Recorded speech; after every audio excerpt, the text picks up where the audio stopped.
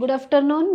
ಇವತ್ತಿನ ಸೆಷನ್ನಲ್ಲಿ ನಾವು KS ಪ್ರಿಲಿಮ್ಸ್ನ ಕ್ವಶನನ್ನು ಅಂದರೆ ಪ್ರೀವಿಯಸ್ ಇಯರಲ್ಲಿ 1999ರಿಂದ 2018 ಲೈಕ್ ಕೆಲವೊಂದು ಕ್ವಶನ್ 1999 2000 ಈ ಟೈಮಲ್ಲಿ ಬಂದಿರೋ ತುಂಬ ಈಸಿ ಇರುತ್ತೆ ಕೆಲವು ಕ್ವಶನ್ಸ್ಗಳನ್ನು. ಸೊ ಅದರಲ್ಲಿ ಸ್ವಲ್ಪ ಚೂಸ್ ಮಾಡಿ ಆಯ್ಕೆ ಮಾಡಿಕೊಳ್ಳಲಾಗಿದೆ. ಸೊ ಇಲ್ಲಿವರೆಗೆ KS ಎಕ್ಸಾಮಲ್ಲಿ ಕರ್ನಾಟಕ ಹಿಸ್ಟ್ರಿಗೆ ಸಂಬಂಧಪಟ್ಟಂತೆ ಯಾವ್ಯಾವ ಕ್ವಶನ್ಸ್ ಬಂದಿದೆ ಪ್ರಿಲಿಮ್ಸಲ್ಲಿ ಬಂದಾಗ. ಸೊ ಓಕೆ, ಹಾಗಾದರೆ ನಾವು ಇದ್ರ ಬಗ್ಗೆ ಡಿಸ್ಕಷನ್ ಲಾಸ್ಟಲ್ಲಿ ನಾವು GS 1 ಪೇಪರ್ಲಿ ಮೇನ್ಸ್ಗೆ ಎಷ್ಟು ಕ್ವಶನ್ಸ್ ಬಂದಿದೆ ಅಂತ ಹೇಳಿ ಡಿಸ್ಕಷನ್ ಮಾಡಿದ್ದೆ. ಸೊ ಇವತ್ತಿಂದು ಪ್ರಿಲಿಮ್ಸ್ಗೆ ಸಂಬಂಧಪಟ್ಟಂತೆ ಸೊ ಡಿಸ್ಕಷನ್ ಮಾಡೋಣ. ಎಸ್, ದ ಫಸ್ಟ್ ಕ್ವಶನ್ ಹಾಗಾದರೆ ಗಗನ್ ಮಹಲ್ ಒಂದು ವಾಸ್ತುಶಿಲ್ಪದ ಅಂದರೆ ವೈಭವವನ್ನು, ಈ ಗಗನ್ ಮಹಲ್ ಅಂತಕ್ಕಂಥದ್ದು ಯಾವ ಸ್ಥಳದಲ್ಲಿ ಇದೆ ಅಂತ ಹೇಳಿ ಕೇಳಿದ್ದಾನೆ. ಅಂದರೆ ಯಾವ ಸ್ಥಳ ಅಂದರೆ ಯಾವ ಅರಸರು ಇದನ್ನು ಕಟ್ಟಿದ್ದಾರೆ ಅಂತ ಹೇಳಿ. So Gagan Mahal is an architectural glory ascribe to. ಇಲ್ಲಿ ನಮಗೆ ಗಗನ್ ಮಹಲನ್ನು ಯಾರು ಕಟ್ಟಿದ್ದಾರೆ ಕೇಳಿಲ್ಲ, ಯಾವ ಶಾಹಿ ಸುಲ್ತಾನರು ಇದನ್ನು ನಿರ್ಮಿಸಿದ್ದಾರೆ ಕೇಳಿದ್ದಾರೆ. ಕ್ವಶನನ್ನು ಹೆಂಗೆ ಬೇಕಾದರೂ ಕೇಳಬಹುದು ಅಂತ ಹೇಳಿ. ಎಸ್, ನಮಗೆ ದಕ್ಕನ್ನಲ್ಲಿ ಶಾಹಿ ಸುಲ್ತಾನರು ಅಂದಾಗ ಬಹಮನಿ ಸಾಮ್ರಾಜ್ಯ ಏನು ಓದ್ತೀವಿ 1347ರಲ್ಲಿ ಈ ಬಹಮನಿ ಸಾಮ್ರಾಜ್ಯ ಸ್ಥಾಪನೆ ಆಗುತ್ತಲ್ವಾ. 1347ನಲ್ಲಿ ಬಹಮನಿ ಅಂತಕ್ಕಂತಹ ಒಂದು ಬಹಮನಿ ಸುಲ್ತಾನರ ಆಳ್ವಿಕೆ ಅಲ್ಲಾವುದ್ದೀನ್ ಹಸನ್ ಬಹಮನಿ ಶಾನಿಂದ ಸೊ ಈ ಒಂದು ಬಹಮನಿ ಸಾಮ್ರಾಜ್ಯ ನಮಗೆ ಗುಲ್ಬರ್ಗಾದಲ್ಲಿ ಸ್ಥಾಪನೆ ಆಯಿತು ಅಂತ ಹೇಳಿ ಓದ್ತೀವಿ.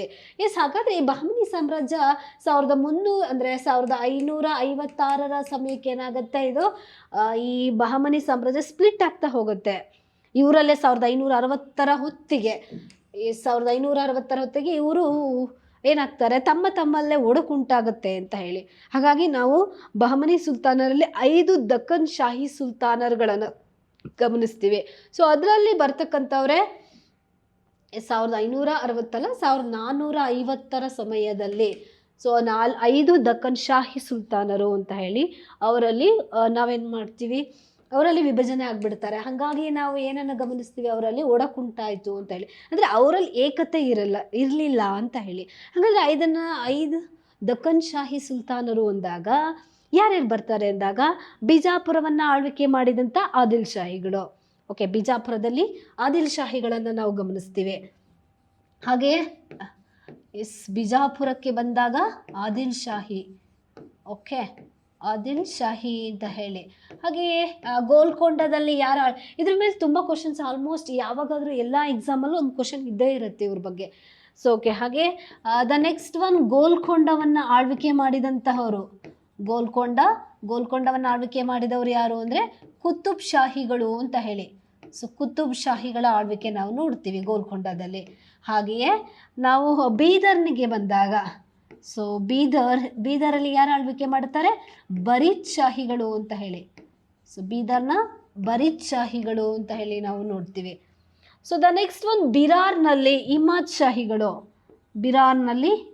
ಶಾಹಿಗಳ ಆಳ್ವಿಕೆ, ಇಮಾದ್ ಶಾಹಿ ಅಂತ ಹೇಳಿ. ಹಾಗೆ ಅಹಮದ್ ನಗರದಲ್ಲಿ ಇನ್ನೊಬ್ಬರಿದ್ದಾರೆ, ಅಹಮದ್ ನಗರದ ಯಾರು ಬರ್ತಾರೆ, ನಿಜಾಮ್ ಶಾಹಿಗಳು ಅಂತ ಹೇಳಿ. ಸೊ ಈ ರೀತಿ 5 ದಕ್ಕನ್ನಿನ ಶಾಹಿ ಮನೆತನಗಳನ್ನು ನಾವು ಗಮನಿಸ್ತೀವಿ. 5 ದಕ್ಕನ್ನ ಶಾಹಿ ಸುಲ್ತಾನರು ಅಂತ ಹೇಳಿ ಇವರನ್ನು ಕರೀಲಾಗುತ್ತೆ ಅಂತ ಹೇಳಿ. ಹಾಗಾದರೆ ಈ ರೀತಿ ಶಾಹಿ ಸುಲ್ತಾನರುಗಳು ಆಳ್ವಿಕೆ ಮಾಡಿದ್ದನ್ನು ನಾವು ಅಂದರೆ ಬಹಮನಿ ಸಾಮ್ರಾಜ್ಯ ವಿಘಟನೆಯ ನಂತರ ಈ ರೀತಿ ಶಾಹಿ ಸುಲ್ತಾನರುಗಳಾಗಿ ಆಳ್ವಿಕೆಯನ್ನು ಇವರು ದಕ್ಕನ್ ಭಾಗದಲ್ಲಿ ಆಳ್ವಿಕೆಯನ್ನು ಮಾಡಿದ್ರು ಅಂತ ಹೇಳಿ. ಸೊ ಇವರ ಸಮಯದಲ್ಲಿ ಒಂದು ಗಗನ್ ಮಹಲನ್ನು ಯಾವ ಅರಸರ ಅಂದರೆ ಯಾವ ಶಾಹಿ ಸುಲ್ತಾನರ ಕಾಲದಲ್ಲಿ ಇದನ್ನು ಕಟ್ಟಲಾಯಿತು ಅಂತ ಹೇಳಿ ಕೇಳಿದ್ದಾರೆ. ಸೊ ಇದು ಹಾಗಾದರೆ ಬನ್ನಿ, ಗಗನ್ ಮಹಲ್ ಎಲ್ಲಿದೆ, ಇದನ್ನು ಯಾರು ನಿರ್ಮಿಸಿದ್ರು ಅಂತ ಹೇಳಿ ನೋಡೋಣ. ಸೊ ಗಗನ್ ಮಹಲ್ ಅಂತಕ್ಕಂಥದ್ದು ಇದು ನಮಗೆ ಬಿಜಾಪುರದಲ್ಲಿ ಕಂಡುಬರುತ್ತೆ. ಸೊ ಆದಿಲ್ ಶಾಹಿಗಳು ಅಂದಾಗ ನಮಗೆ ಕಲೆ ಮತ್ತು ವಾಸ್ತುಶಿಲ್ಪದಲ್ಲಿ ತಮ್ಮದೇ ಆದ ಕೊಡುಗೆಗಳನ್ನು ನೀಡಿದಂಥವರು ಈ ಆದಿಲ್ ಶಾಹಿಗಳು ಅಂತ ಹೇಳಿ ನೋಡ್ತೀವಿ. ಅದರಲ್ಲೂ ನಾವು ಬಿಜಾಪುರ ಏನಿದೆ ಅದರಲ್ಲಿ ಇವರ ಮಾನ್ಯುಮೆಂಟ್ಸ್ಗಳನ್ನು, ಬಿಜಾಪುರದಲ್ಲಿ ಹಲವಾರು ಸ್ಮಾರಕಗಳನ್ನು, ಇವರ ಕಾಲದಲ್ಲಿ ಕಟ್ಟಲ್ಪಟ್ಟಂಥ ಸ್ಮಾರಕಗಳನ್ನು ನೋಡ್ಬೋದು. ಅದರಲ್ಲಿ ಬರ್ತಕ್ಕಂಥದ್ದೇ ಒಂದು ಗಗನ್ ಮಹಲ್ ಅಂತ ಹೇಳಿ. ಏನಿದು ಗಗನ್ ಮಹಲನ್ನು ಯಾರು ನಿರ್ಮಿಸಿದ್ರು ಅಂತ ಹೇಳಿ ನೋಡಿದಾಗ ಈ ಅಲಿ ಆದಿಲ್ ಶಾ ಅಂತಕ್ಕಂಥವನು. ಸೊ ಓಕೆ, ಅಲಿ ಆದಿಲ್ ಶಾ ಅಂತಕ್ಕಂಥವನು ಈ ಗಗನ್ ಮಹಲನ್ನು ನಿರ್ಮಿಸ್ತಾನೆ. ಹಾಗಾದರೆ ಈ ಗಗನ್ ಮಹಲ್ ಅಂತ ಹೇಳಿದರೆ ಏನು, ಹೆವೆನ್ಲಿ ಪ್ಯಾಲೇಸ್ ಅಂತ ಹೇಳಿ ಇದನ್ನು ಕರೀತಾರೆ. ಅಂದರೆ ಒಂದು ರೀತಿಯ ಸ್ವರ್ಗೀಯ ಅರಮನೆ ಅಂತ ಹೇಳಿ. ಅಂದರೆ ಇದನ್ನು ಯಾಕೆ ಬಳಸ್ತಾ ಇದ್ರು ಈ ಗಗನ್ ಮಹಲನ್ನು ಅಂದರೆ, ರಾಜನ ಪರಿವಾರ ತಮ್ಮ ಬಿಡುವಿನ ವೇಳೆಯಲ್ಲಿ ಇಲ್ಲಿ ಬಂದು ಕಳೀತಾ ಇದ್ರು. ಅಂದರೆ ರಾಜ ಅಂದರೆ ಸುಲ್ತಾನನ ಪರಿವಾರ, ಈ ಆದಿಲ್ ಶಾಹಿಗಳ ಪರಿವಾರ ಇರ್ಬೋದು, ಅವರು ತಮ್ಮ ಬಿಡುವಿನ ವೇಳೆಯಲ್ಲಿ ಈ ಗಗನ್ ಮಹಲ್ಗೆ ಬಂದು ಕಳೀತಾ ಇದ್ರು.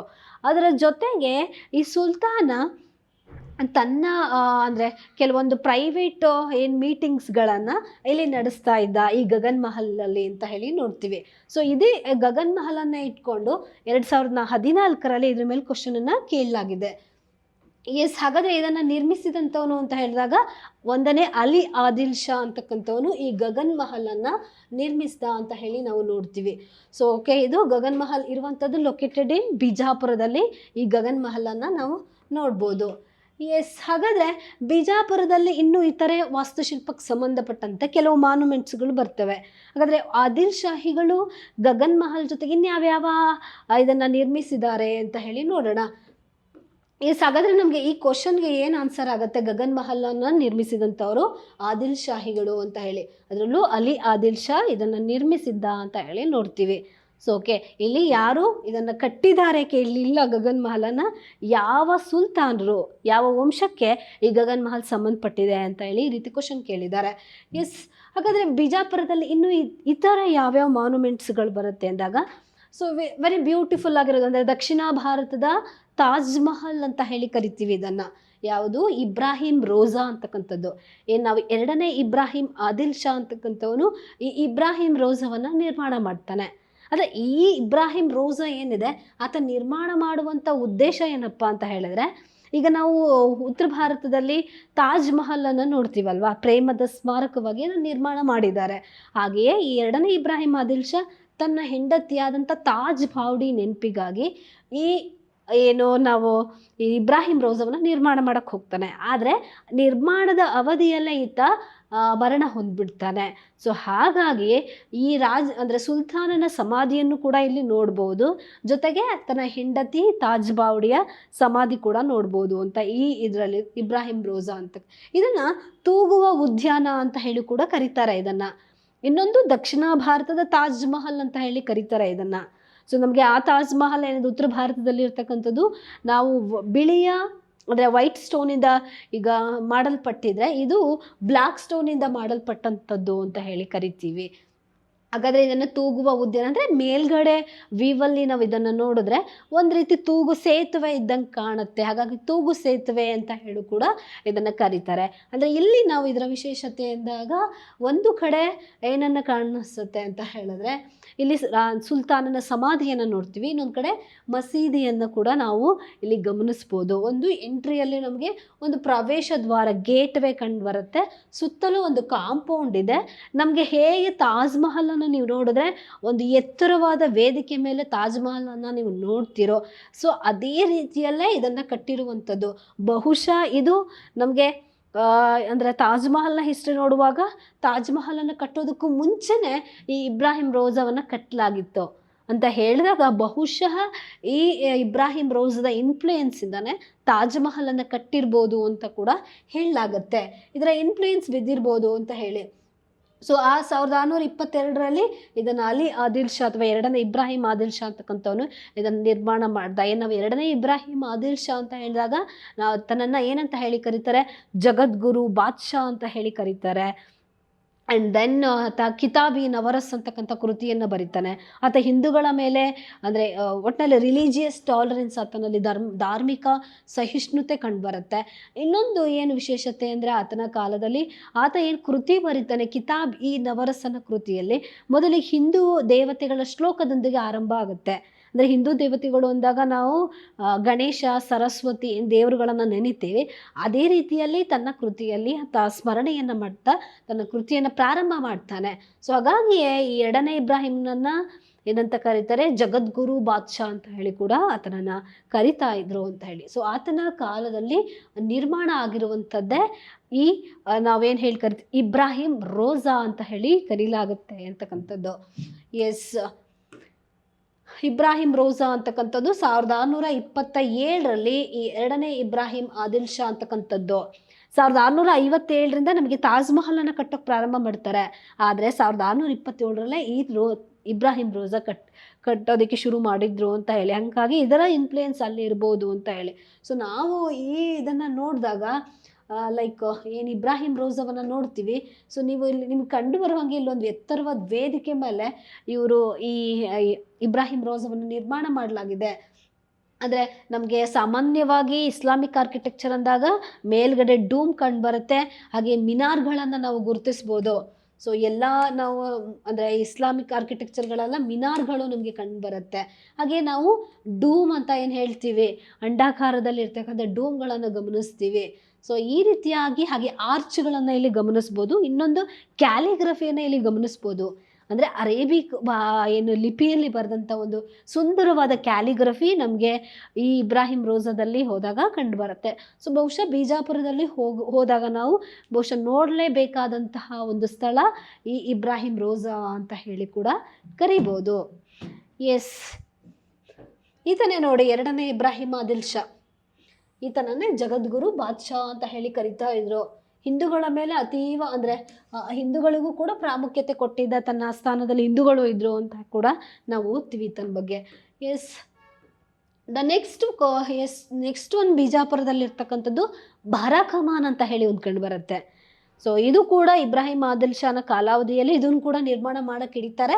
ಆದರೆ ಮಧ್ಯದಲ್ಲಿ ಆತ ಡೆತ್ ಆಗಿಬಿಡ್ತಾನೆ. ಸೊ ಹಾಗಾಗಿಯೇ ಇದು ಕಂಪ್ಲೀಟ್ ಆಗಿ ನಮಗೆ ಇದರ ಕಾರ್ಯ ನಿರ್ಮಾಣ ಆಗಿಲ್ಲ ಅಂತಕ್ಕಂಥದ್ದು ಕಂಡು ಬರುತ್ತೆ. ಸಾರಿ, ಅಲಿ ಆದಿಲ್ ಶಾ ಅಂತಕ್ಕಂಥವನು ಇದನ್ನು ನಿರ್ಮಾಣ ಮಾಡ್ತಾನೆ, ಬಾರಾಕಮಾನ್ ಅಂತಕ್ಕಂಥದ್ದು.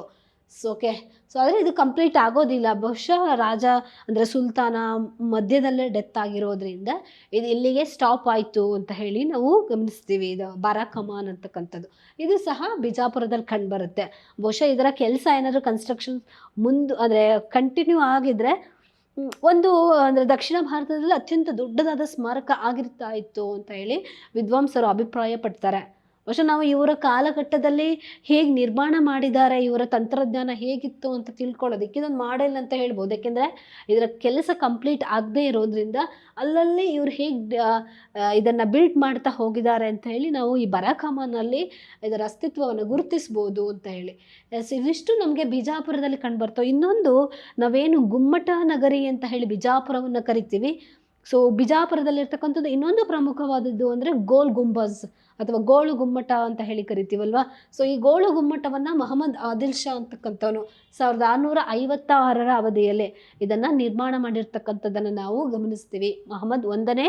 ಮಹಮ್ಮದ್ ಆದಿಲ್ ಶಾ ಅಂತಕ್ಕಂಥವನು ಅಂದರೆ ಮಾನವನ ಕಲಾ ಸೃಷ್ಟಿಗೆ ಒಂದು ಅದ್ಭುತವಾದ ಅಭಿರುಚಿ ಅಥವಾ ಅವನ ಕಲ್ಪನೆಗೂ ಮೀರಿದ ಒಂದು ಕಲಾಕೃತಿಯನ್ನು ರಚನೆ ಮಾಡ್ಬೋದು ಅನ್ನೋದರಲ್ಲಿ ಬಹುಶಃ ನಾವು ಬಿಜಾಪುರದ ಗೋಳು ಗುಮ್ಮಟವನ್ನು ನೋಡ್ಬೋದು ಅಂತ ಹೇಳಿ. ಅಂದರೆ ನಾವು ನಮ್ಮ ಕರ್ನಾಟಕದಲ್ಲಿ ಒಂದು ಏನು ಲಾಸ್ಟ್ ಇಯರಲ್ಲಿ ನಾವು ಕರ್ನಾಟಕದ ಅದ್ಭುತಗಳಲ್ಲಿ 9 ಅದ್ಭುತಗಳನ್ನು ಘೋಷಣೆ ಮಾಡ್ತು ಕರ್ನಾಟಕ ಸರ್ಕಾರ. ಅದರಲ್ಲಿ ಗೋಲ್ ಗುಂಬಜ್ ಕೂಡ ಆಗಿತ್ತು. ಅಂದರೆ ಅಷ್ಟೊಂದು ಇಲ್ಲಿಯ ವಾಸ್ತುಶಿಲ್ಪ ಇರ್ಬೋದು, ಇದು ದಕ್ಷಿಣ ಭಾರತಕ್ಕೆ ಅದರಲ್ಲೂ ಕರ್ನಾಟಕಕ್ಕೆ ಕೊಟ್ಟಂಥ ಕೊಡುಗೆ ಅಂತ ಹೇಳಿ. ನಾವೇನು ಇದನ್ನು ಪಿಸು ಮಾತಿನ ಗ್ಯಾಲರಿ ಅಂತ ಹೇಳಿ ಕರಿತೀವಿ. ಅಂದರೆ ಒಂದು ಸರಿ ನೀವು ಹೇಳಿದ್ರೆ 7 ಬಾರಿ ಇದನ್ನು ಕೇಳುತ್ತೆ ಅಂತ ಒಂದು ತಂತ್ರಜ್ಞಾನವನ್ನು ಬಳಸಿ ಕಟ್ಟಿರುವಂಥದ್ದು ಈ ಗೋಲ್ ಗುಂಬಜ್. ನೀವು ಎಂಟ್ರಿಗೆ ಈ ಗೋಲ್ ಗುಂಬಜ್ಗೆ ಹೋಗುವಾಗ ನಮಗೆ ಒಂದು ಮ್ಯೂಸಿಯಂ ಸಹ ಸಿಗತ್ತೆ.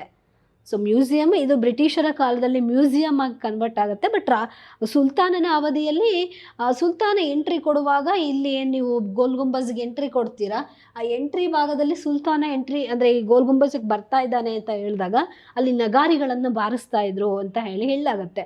ಬಟ್ ಈಗ ನೀವು ಎಂಟ್ರಿಯಲ್ಲಿ ನಾವು ಒಂದು ಮ್ಯೂಸಿಯಮ್ ಆಗಿ ಕನ್ವರ್ಟ್ ಆಗಿದೆ. ಸೊ ಮ್ಯೂಸಿಯಂ ಅಂದರೆ ಆ ಗೇಟ್ವೇನ ನಂತರ ನೀವು ಈ ಗೋಲ್ ಗುಂಬಜನ್ನು ನೋಡ್ಬೋದು. ಒಂದು ಅದ್ಭುತವಾದ ಒಂದು ಆರ್ಚ್ಗಳಿರ್ಬೋದು, ಪೇಂಟಿಂಗ್ಸ್ಗಳಿರ್ಬೋದು, ಮಾರ್ಬಲನ್ನು ಬಳಸಿರ್ಬೋದಿರ್ಬೋದು, ಇವೆಲ್ಲವನ್ನು ನಾವು ನೋಡ್ಬೋದು. ಜೊತೆಗೆ ಈ ಮೊಹಮ್ಮದ್ ಆದಿಲ್ ಶಾ ಮತ್ತು ಆತನ ಹೆಂಡತಿಯ ಹಾಗೆ ಆತನ ಮಕ್ಕಳ ಸಮಾಧಿಯನ್ನು ಇದರಲ್ಲಿ ಇದೊಂದು ರೀತಿ ಈ ಗೋಲ್ ಗುಮ್ಮಟ ಒಂದು ಸಮಾಧಿ ಸ್ಥಳ, ಮುಸೋಲಿಯಂ ಅಂತ ಹೇಳಿ ಕರಿತೀವಲ್ವ. ಸೊ ಅದಕ್ಕೆ ಸಂಬಂಧಪಟ್ಟಿದ್ದು ಅಂತ ಹೇಳಿ. ಓಕೆ. ಸೊ ಒಂದು ಅದ್ಭುತವಾದ ಕಲಾಕೃತಿ. ಅದರಲ್ಲೂ ನಮಗೆ ಇದನ್ನು ನಿರ್ಮಿಸಿದಂಥವರು ಪರ್ಷಿಯಾದ ವಾಸ್ತುಶಿಲ್ಪಿಗಳು. ಓಕೆ, ಪರ್ಷಿಯಾದಿಂದ ಬಂದಂಥ ವಾಸ್ತುಶಿಲ್ಪಿಗಳಾಗಿರ್ತಾರೆ. ಸೊ ಅಲ್ಲಿಂದ ಇವರನ್ನು ಕರ್ಕೊಂಡು ಬಂದು ಆ ಧಾಬೀರ್ ಮತ್ತು ಯಾಕೂತ್ ಅಂತಕ್ಕಂಥವರು ಈ ಏನು ನಮಗೆ ಗೋಲ್ ಗುಂಬಜವನ್ನು ನಿರ್ಮಾಣ ಮಾಡಿದ್ರು ಅಂತ ಹೇಳಿ ನೋಡ್ತೀವಿ. ಈ ಗೋಲ್ ಗುಂಬಜ್ ಕೂಡ ಎತ್ತರವಾದ ಮಿನಾರ್ಗಳು ಕಂಡುಬರುತ್ತೆ.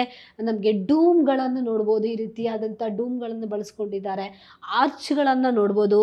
ಸೊ ಓಕೆ, ಈ ರೀತಿಯಾಗಿ ಒಂದು ಅದ್ಭುತವಾದಂತಹ ಒಂದು ವಾಸ್ತುಶಿಲ್ಪದಲ್ಲಿ ಈ ಗೋಲ್ ಗುಂಬಜ್ ಕೂಡ ಒಂದು ಅಂತ ಹೇಳಿ ನಾವು ನೋಡ್ತೀವಿ ಅಂತ ಹೇಳಿ. ಸೊ ಎಸ್, ಈ ರೀತಿ ನಮಗೆ ಬಿಜಾಪುರ ಅಂದಾಗ ಈ ರೀತಿ ಮಾನ್ಯುಮೆಂಟ್ಸ್ಗಳು ಸಿಗ್ತಾ ಹೋಗ್ತವೆ. ಎಸ್, ದ ನೆಕ್ಸ್ಟ್ ಹಾಗಾದರೆ ಕ್ವಶನಿಗೆ ಬರೋಣ. ವಿಜಯನಗರ ಸಾಮ್ರಾಜ್ಯದ ಪ್ರಾಂತ್ಯಗಳನ್ನು ಏನಂತ ಹೇಳಿ ಕರೀಲಾಗ್ತಾ ಇದ್ದು? ಪ್ರತಿ ಎಕ್ಸಾಮಲ್ಲೂ ನಮಗೆ ವಿಜಯನಗರ ಡೈನಾಸ್ಟಿ ಬಗ್ಗೆ ಒಂದು ಕ್ವಶನ್ ಇದ್ದೇ ಇರುತ್ತೆ. ಸೊ ಈ ಸಾರಿ ನೋಡಿ ಹೇಗೆ ಕೇಳಿದ್ದಾರೆ, ನಮಗೆ KS ಕ್ವಶನಲ್ಲಿ ಬಂದಿರತಕ್ಕಂಥದ್ದು ಅಡ್ಮಿನಿಸ್ಟ್ರೇಷನ್ ಬಗ್ಗೆ ಇರುವಂಥದ್ದು, ಅಂದರೆ ವಿಜಯನಗರದ ಆಡಳಿತದ ಬಗ್ಗೆ ಕೇಳಿರುವಂಥ ಕ್ವಶನ್ ಇದು. ಪ್ರಾಂತ್ಯಗಳನ್ನು ಏನಂತ ಹೇಳಿ ಕರಿತಾ ಇದ್ರು ಅಂತ ಹೇಳಿ. The province of the Vijayanagara empire var called as, ಏನಂತ ಹೇಳಿ ಕರಿತಾ ಇದ್ರು? ಸಂಸ್ಥಾನಗಳು, ರಾಜ್ಯಗಳು, ದೇಶಗಳು, ಪ್ರಾಂತ್ಯಗಳು ಅಂತ ಹೇಳಿ. ಸೊ ಏನಂತ ಹೇಳಿ ಕರೆದ್ರು ಅಂತ ಹೇಳಿ.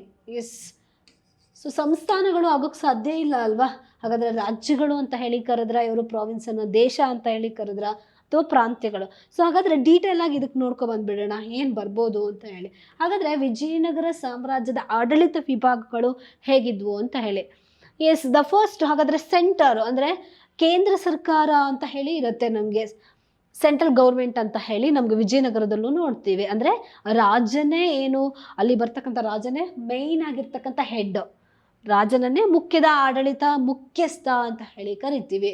ಸೊ ರಾಜ್ಯ was the source of all power, like ಏನು ಹೇಳ್ತೀವಿ, ರಾಜನಿಗೆ ಎಲ್ಲ ಅಧಿಕಾರ ಇರುತ್ತೆ ಅಂತಕ್ಕಂಥದ್ದು. ಸೊ ಹಾಗೆ ಇಲ್ಲೂ ಕೂಡ ರಾಜನಿಗೆ ಅತ್ಯಧಿಕವಾದ ಅಧಿಕಾರ ಇರುತ್ತೆ. ಆ ರಾಜನಿಗೆ ಸಹಾಯಕರಾಗಿ ಕೆಲವು ಮಿನಿಸ್ಟರ್ಸ್ಗಳು ಕಂಡು ಬರ್ತಾರೆ, ಅಂದರೆ ಅಧಿಕಾರಿಗಳನ್ನು ನೇಮಕ ಮಾಡಿರ್ತಾರೆ ಅಂತ ಹೇಳಿ ನಾವು ನೋಡ್ತೀವಿ. ಸೊ ಅದರಲ್ಲಿ ನಮಗೆ ಸೆಂಟ್ರಲ್ ಅಂದರೆ ನೆಕ್ಸ್ಟ್ ಬರ್ತಕ್ಕಂಥ ಹಾಗಾದರೆ ಯಾವ್ಯಾವ ರೀತಿಯಾಗಿ ತನ್ನ ಅಧಿಕಾರವನ್ನು ಹಂಚಿಕೆ ಮಾಡಿಕೊಂಡಿದ್ದ ಆಡಳಿತ ವಿಭಾಗಗಳು ಹೇಗಿದ್ವು ಅಂದರೆ, ಫಸ್ಟಿಗೆ ನಮಗೆ ರಾಜ್ಯ ಅಥವಾ ಮಂಡಲ ಅಂತ ಹೇಳಿ ಕರೀತಾರೆ. ನಮಗೆ ಮಂಡಲ ಅಥವಾ ರಾಜ್ಯ ಇವೆರಡೂ ಪದಗಳನ್ನು ಬಳಸಲಾಗಿದೆ. ಒಂದು ರಾಜ್ಯ ಅಥವಾ ಮಂಡಲ, ಇದನ್ನು ಏನಂತ ಹೇಳಿ ಕರೀತಾರೆ? ಪ್ರಾಂತ್ಯ. ಓಕೆ, ಒಂದು ರಾಜ್ಯವನ್ನು ಏನಂತ ಹೇಳಿ ಕರೆದಿದ್ದಾರೆ? ಮಂಡಲ ಅಥವಾ ಪ್ರಾವಿನ್ಸ್ ಅಂತ ಹೇಳಿ ಕರೀತಾರೆ. ಅದರಲ್ಲಿ ಅಂದರೆ ನಮ್ಮ ಕನ್ನಡ ಭಾಷೆಯಲ್ಲಿ ನಾವು ಅದನ್ನು ಪ್ರಾಂತ್ಯ ಅಂತ ಹೇಳಿ ಕರಿತೀವಿ. ಹಾಗಾದರೆ ಈ ಪ್ರಾಂತ್ಯವನ್ನು ಯಾರು ನೋಡ್ಕೊಳ್ತಾ ಇದ್ರು ವಿಜಯನಗರ ಸಾಮ್ರಾಜ್ಯದಲ್ಲಿ ಅಂದರೆ ಅಮರ ನಾಯಕರು ಅಂತ ಹೇಳಿ ನೋಡ್ಕೊಳ್ತಾ ಇದ್ರು. ಇವರೇನು ಅಮರ ನಾಯಕರು ಅಂತ ಹೇಳಿದ್ರೆ, ಈ ರಾಜ ಏನು ಮಾಡ್ತಾನೆ, ತನ್ನ ಇಡೀ ಒಂದು ಆಡಳಿತವನ್ನು ನೋಡ್ಕೊಳ್ಳೋದಕ್ಕೆ ಸಾಧ್ಯ ಆಗೋದಿಲ್ಲ. ಯಾಕೆಂದರೆ ವಿಜಯನಗರ ಸಾಮ್ರಾಜ್ಯ ಏನು ಸಣ್ಣ ಪುಟ್ಟ ಸಂಸ್ಥಾನ ಅಲ್ಲ, ಅತಿ ದೊಡ್ಡದಾದ ವಿಶಾಲವಾದ ಸಾಮ್ರಾಜ್ಯ. ಇಷ್ಟು ನೋಡ್ಕೊಳ್ಳೋದಕ್ಕೆ ರಾಜನಿಗೆ ಆಗೋದಿಲ್ಲ. ಒಂದು ಹಣಕಾಸಿನ ಸಮಸ್ಯೆ ಇರ್ಬೋದು, ಅಥವಾ ಇಷ್ಟು ವಿಶಾಲವಾದ ಸಾಮ್ರಾಜ್ಯವನ್ನು ನೋಡ್ಕೊಳ್ಳೋದಕ್ಕೆ ಆಗೋದಿಲ್ಲ. ಇದು ಈಸಿ ಕೆಲಸ ಆಗಿರೋದಿಲ್ಲ. ಹಾಗಾಗಿ ರಾಜ ಏನು ಮಾಡ್ತಾನೆ, ಈ ರೀತಿ ಪ್ರಾಂತ್ಯಗಳಲ್ಲಿ ಅಮರ ನಾಯಕರನ್ನು ನೇಮಕ ಮಾಡ್ಕೊಳ್ತಾ ಇದ್ದ. ಈ ಅಮರ ನಾಯಕರಿಂದ ಏನು ಕೆಲಸ ನಡೀತಾ ಇತ್ತು ಅಂತ ಹೇಳಿದ್ರೆ, ಒಂದು ಹಣಕಾಸಿನ ಸಹಾಯ ರಾಜನಿಗೆ ಸಿಗ್ತಾ ಇತ್ತು. ಓಕೆ, ಒಂದು ಹಣಕಾಸು, ಇನ್ನೊಂದು ಮಿಲಿಟರಿ. ರಾಜನಿಗೆ ಯುದ್ಧದ ಸಮಯದಲ್ಲಿ ಇವರು ಸೈನ್ಯವನ್ನು ಒದಗಿಸ್ತಾ ಇದ್ರು. ಸೊ ಓಕೆ, ಹಾಗಾಗಿ ಈ ರಾಜ ಏನು ಮಾಡ್ತಾ ಇದ್ದ ಅಂತ ಹೇಳಿದಾಗ, ಈ ಅಮರ ನಾಯಕರನ್ನು, ಈ ಪ್ರಾಂತ್ಯಗಳನ್ನು ನೋಡ್ಕೊಳ್ಳೋದಕ್ಕೆ ನೇಮಕ ಮಾಡ್ಕೊಳ್ತಾ ಇದ್ದ. ಇದನ್ನೇ ವಿಜಯನಗರದಲ್ಲಿ ಅಮರ ನಾಯಕರ ಸಿಸ್ಟಮ್ ಅಂತ ಹೇಳಿ ಕೇಳಿದ್ದಾರೆ. ಸುಮಾರು ಸರಿ ಇದ್ರ ಮೇಲೆ ಕೂಡ ಕ್ವಶನ್ ಬಂದಿದೆ ಅಮರ ನಾಯಕರ ಸಿಸ್ಟಮ್ ಬಗ್ಗೆ. ಹಾಗೆ ರಾಜ್ಯ ಆಯಿತು. ಹಾಗಾದರೆ ನಮಗೆ ಏನು ಕ್ವಶನ್ಗೆ ಹಿಂದೆ ಇತ್ತೋ ಅದಕ್ಕೆ ಆನ್ಸರ್ ಸಿಕ್ತು ಅಂದ್ಕೊಳ್ತೀವಿ. ಅಂದರೆ ವಿಜಯನಗರ ಸಾಮ್ರಾಜ್ಯದ ಪ್ರಾಂತ್ಯಗಳನ್ನು ಏನಂತ ಹೇಳಿ ಕರೆದಿದ್ದಾರೆ? ಸೊ ಪ್ರಾಂತ್ಯವನ್ನು ಏನಂತ ಹೇಳಿ ಕರೆದಿದ್ದಾರೆ ಅಂದರೆ ರಾಜ್ಯ ಅಂತ ಹೇಳಿ ಕರೆದಿದ್ದಾರೆ ಅಲ್ವಾ? ಸೊ ಯಾಕೆಂದರೆ ಇಲ್ಲೇ ನಮಗೆ ಅಡ್ಮಿನಿಸ್ಟ್ರೇಷನಲ್ಲೇ ಪ್ರಾಂತ್ಯವನ್ನು ಅಂದರೆ ಮಂಡಲ ಅಥವಾ ಪ್ರಾವಿನ್ಸ್ ಏನು ಕರಿತೀವಿ, ಇದನ್ನು ರಾಜ್ಯ ಅಂತ ಹೇಳಿ ಕರೆದಿದ್ದಾರೆ ಅಂತ ಹೇಳಿ ನಾವು ನೋಡ್ತೀವಿ. ಇದನ್ನು ಅಮರ ನಾಯಕರು ಅಂತ ಹೇಳಿ ನೋಡ್ಕೊಳ್ತಾ ಇದ್ರು. ಸೊ ನಾಯಕರು ಅಂತ ಹೇಳಿ ಬರ್ತಾರೆ, ನಾಯಕಾಸ್ ಅಂತ ಹೇಳಿ, ಅವ್ರನ್ನ ಗವರ್ನರ್ಸ್ಗಳಾಗಿ ಕೂಡ ಅಪಾಯಿಂಟ್ ಮಾಡ್ಕೊಂಡಿದ್ರು.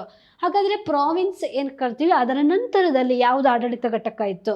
ಇಡೀ ಒಂದು ರಾಜ್ಯವನ್ನು ಅಮರ ನಾಯಕರು ನೋಡ್ಕೊಳ್ತಾ ಇದ್ರು. ಅಥವಾ ಪ್ರಾಂತ್ಯವನ್ನು ಅಂದಾಗ ಪ್ರಾಂತ್ಯವನ್ನು ಮತ್ತೆ ಡಿವೈಡ್ ಮಾಡಿದ್ರು. ಏನಂತ ಹೇಳಿ? ಪ್ರಾಂತ್ಯವನ್ನು ಜಿಲ್ಲೆ ಅಂತ ನಾವೇನು ಇವತ್ತು ಕರಿತೀವಿ, ಆ ಜಿಲ್ಲೆಯನ್ನು ನಾಡು ಅಂತ ಹೇಳಿ ಡಿವೈಡ್ ಮಾಡಿದ್ರು ಅವತ್ತು. ಸೊ ನಾಡು ಅಂತ ಹೇಳಿ ನಾವು ಗಮನಿಸ್ತೀವಿ. ಓಕೆ, ಜಿಲ್ಲೆಯನ್ನು ಅಂದರೆ ಡಿಸ್ಟ್ರಿಕ್ಕನ್ನು ನಾಡು ಅಂತ ಹೇಳಿ ಡಿವೈಡ್ ಮಾಡಿಕೊಂಡು ನಾಡು as the basic unit of administration, ಅಂದರೆ ಇವರ ಮುಖ್ಯ ಆಡಳಿತ ಘಟಕ ಅಂದರೆ ನಾಡು ಕೂಡ ಆಗಿತ್ತು ಅಂತ ಹೇಳಿ. ಸೊ ಓಕೆ, ದ ನೆಕ್ಸ್ಟ್ ನಾಡುವಿನ ನಂತರದಲ್ಲಿ ಸ್ಥಳ ಅಂತಕ್ಕಂಥದ್ದು ಅಂದರೆ ಈ ಜಿಲ್ಲೆಯನ್ನು ನೋಡ್ಕೊಳ್ಳೋದಕ್ಕೆ ಮತ್ತು ಉಪ ಜಿಲ್ಲೆಗಳಾಗಿ ಸಬ್ ಡಿಸ್ಟ್ರಿಕ್ಕನ್ನು ಏನಂತ ಹೇಳಿ ಕರಿತಾ ಇದ್ರು ಅಂದರೆ ಸ್ಥಳ ಅಂತ ಹೇಳಿ ಕರಿತಾ ಇದ್ರು. ಸಬ್ ಡಿಸ್ಟ್ರಿಕ್ ಅಂದರೆ ಉಪ ಜಿಲ್ಲೆಗಳನ್ನು ನೋಡ್ಕೊಳ್ಳೋದಕ್ಕೆ ಸ್ಥಳ.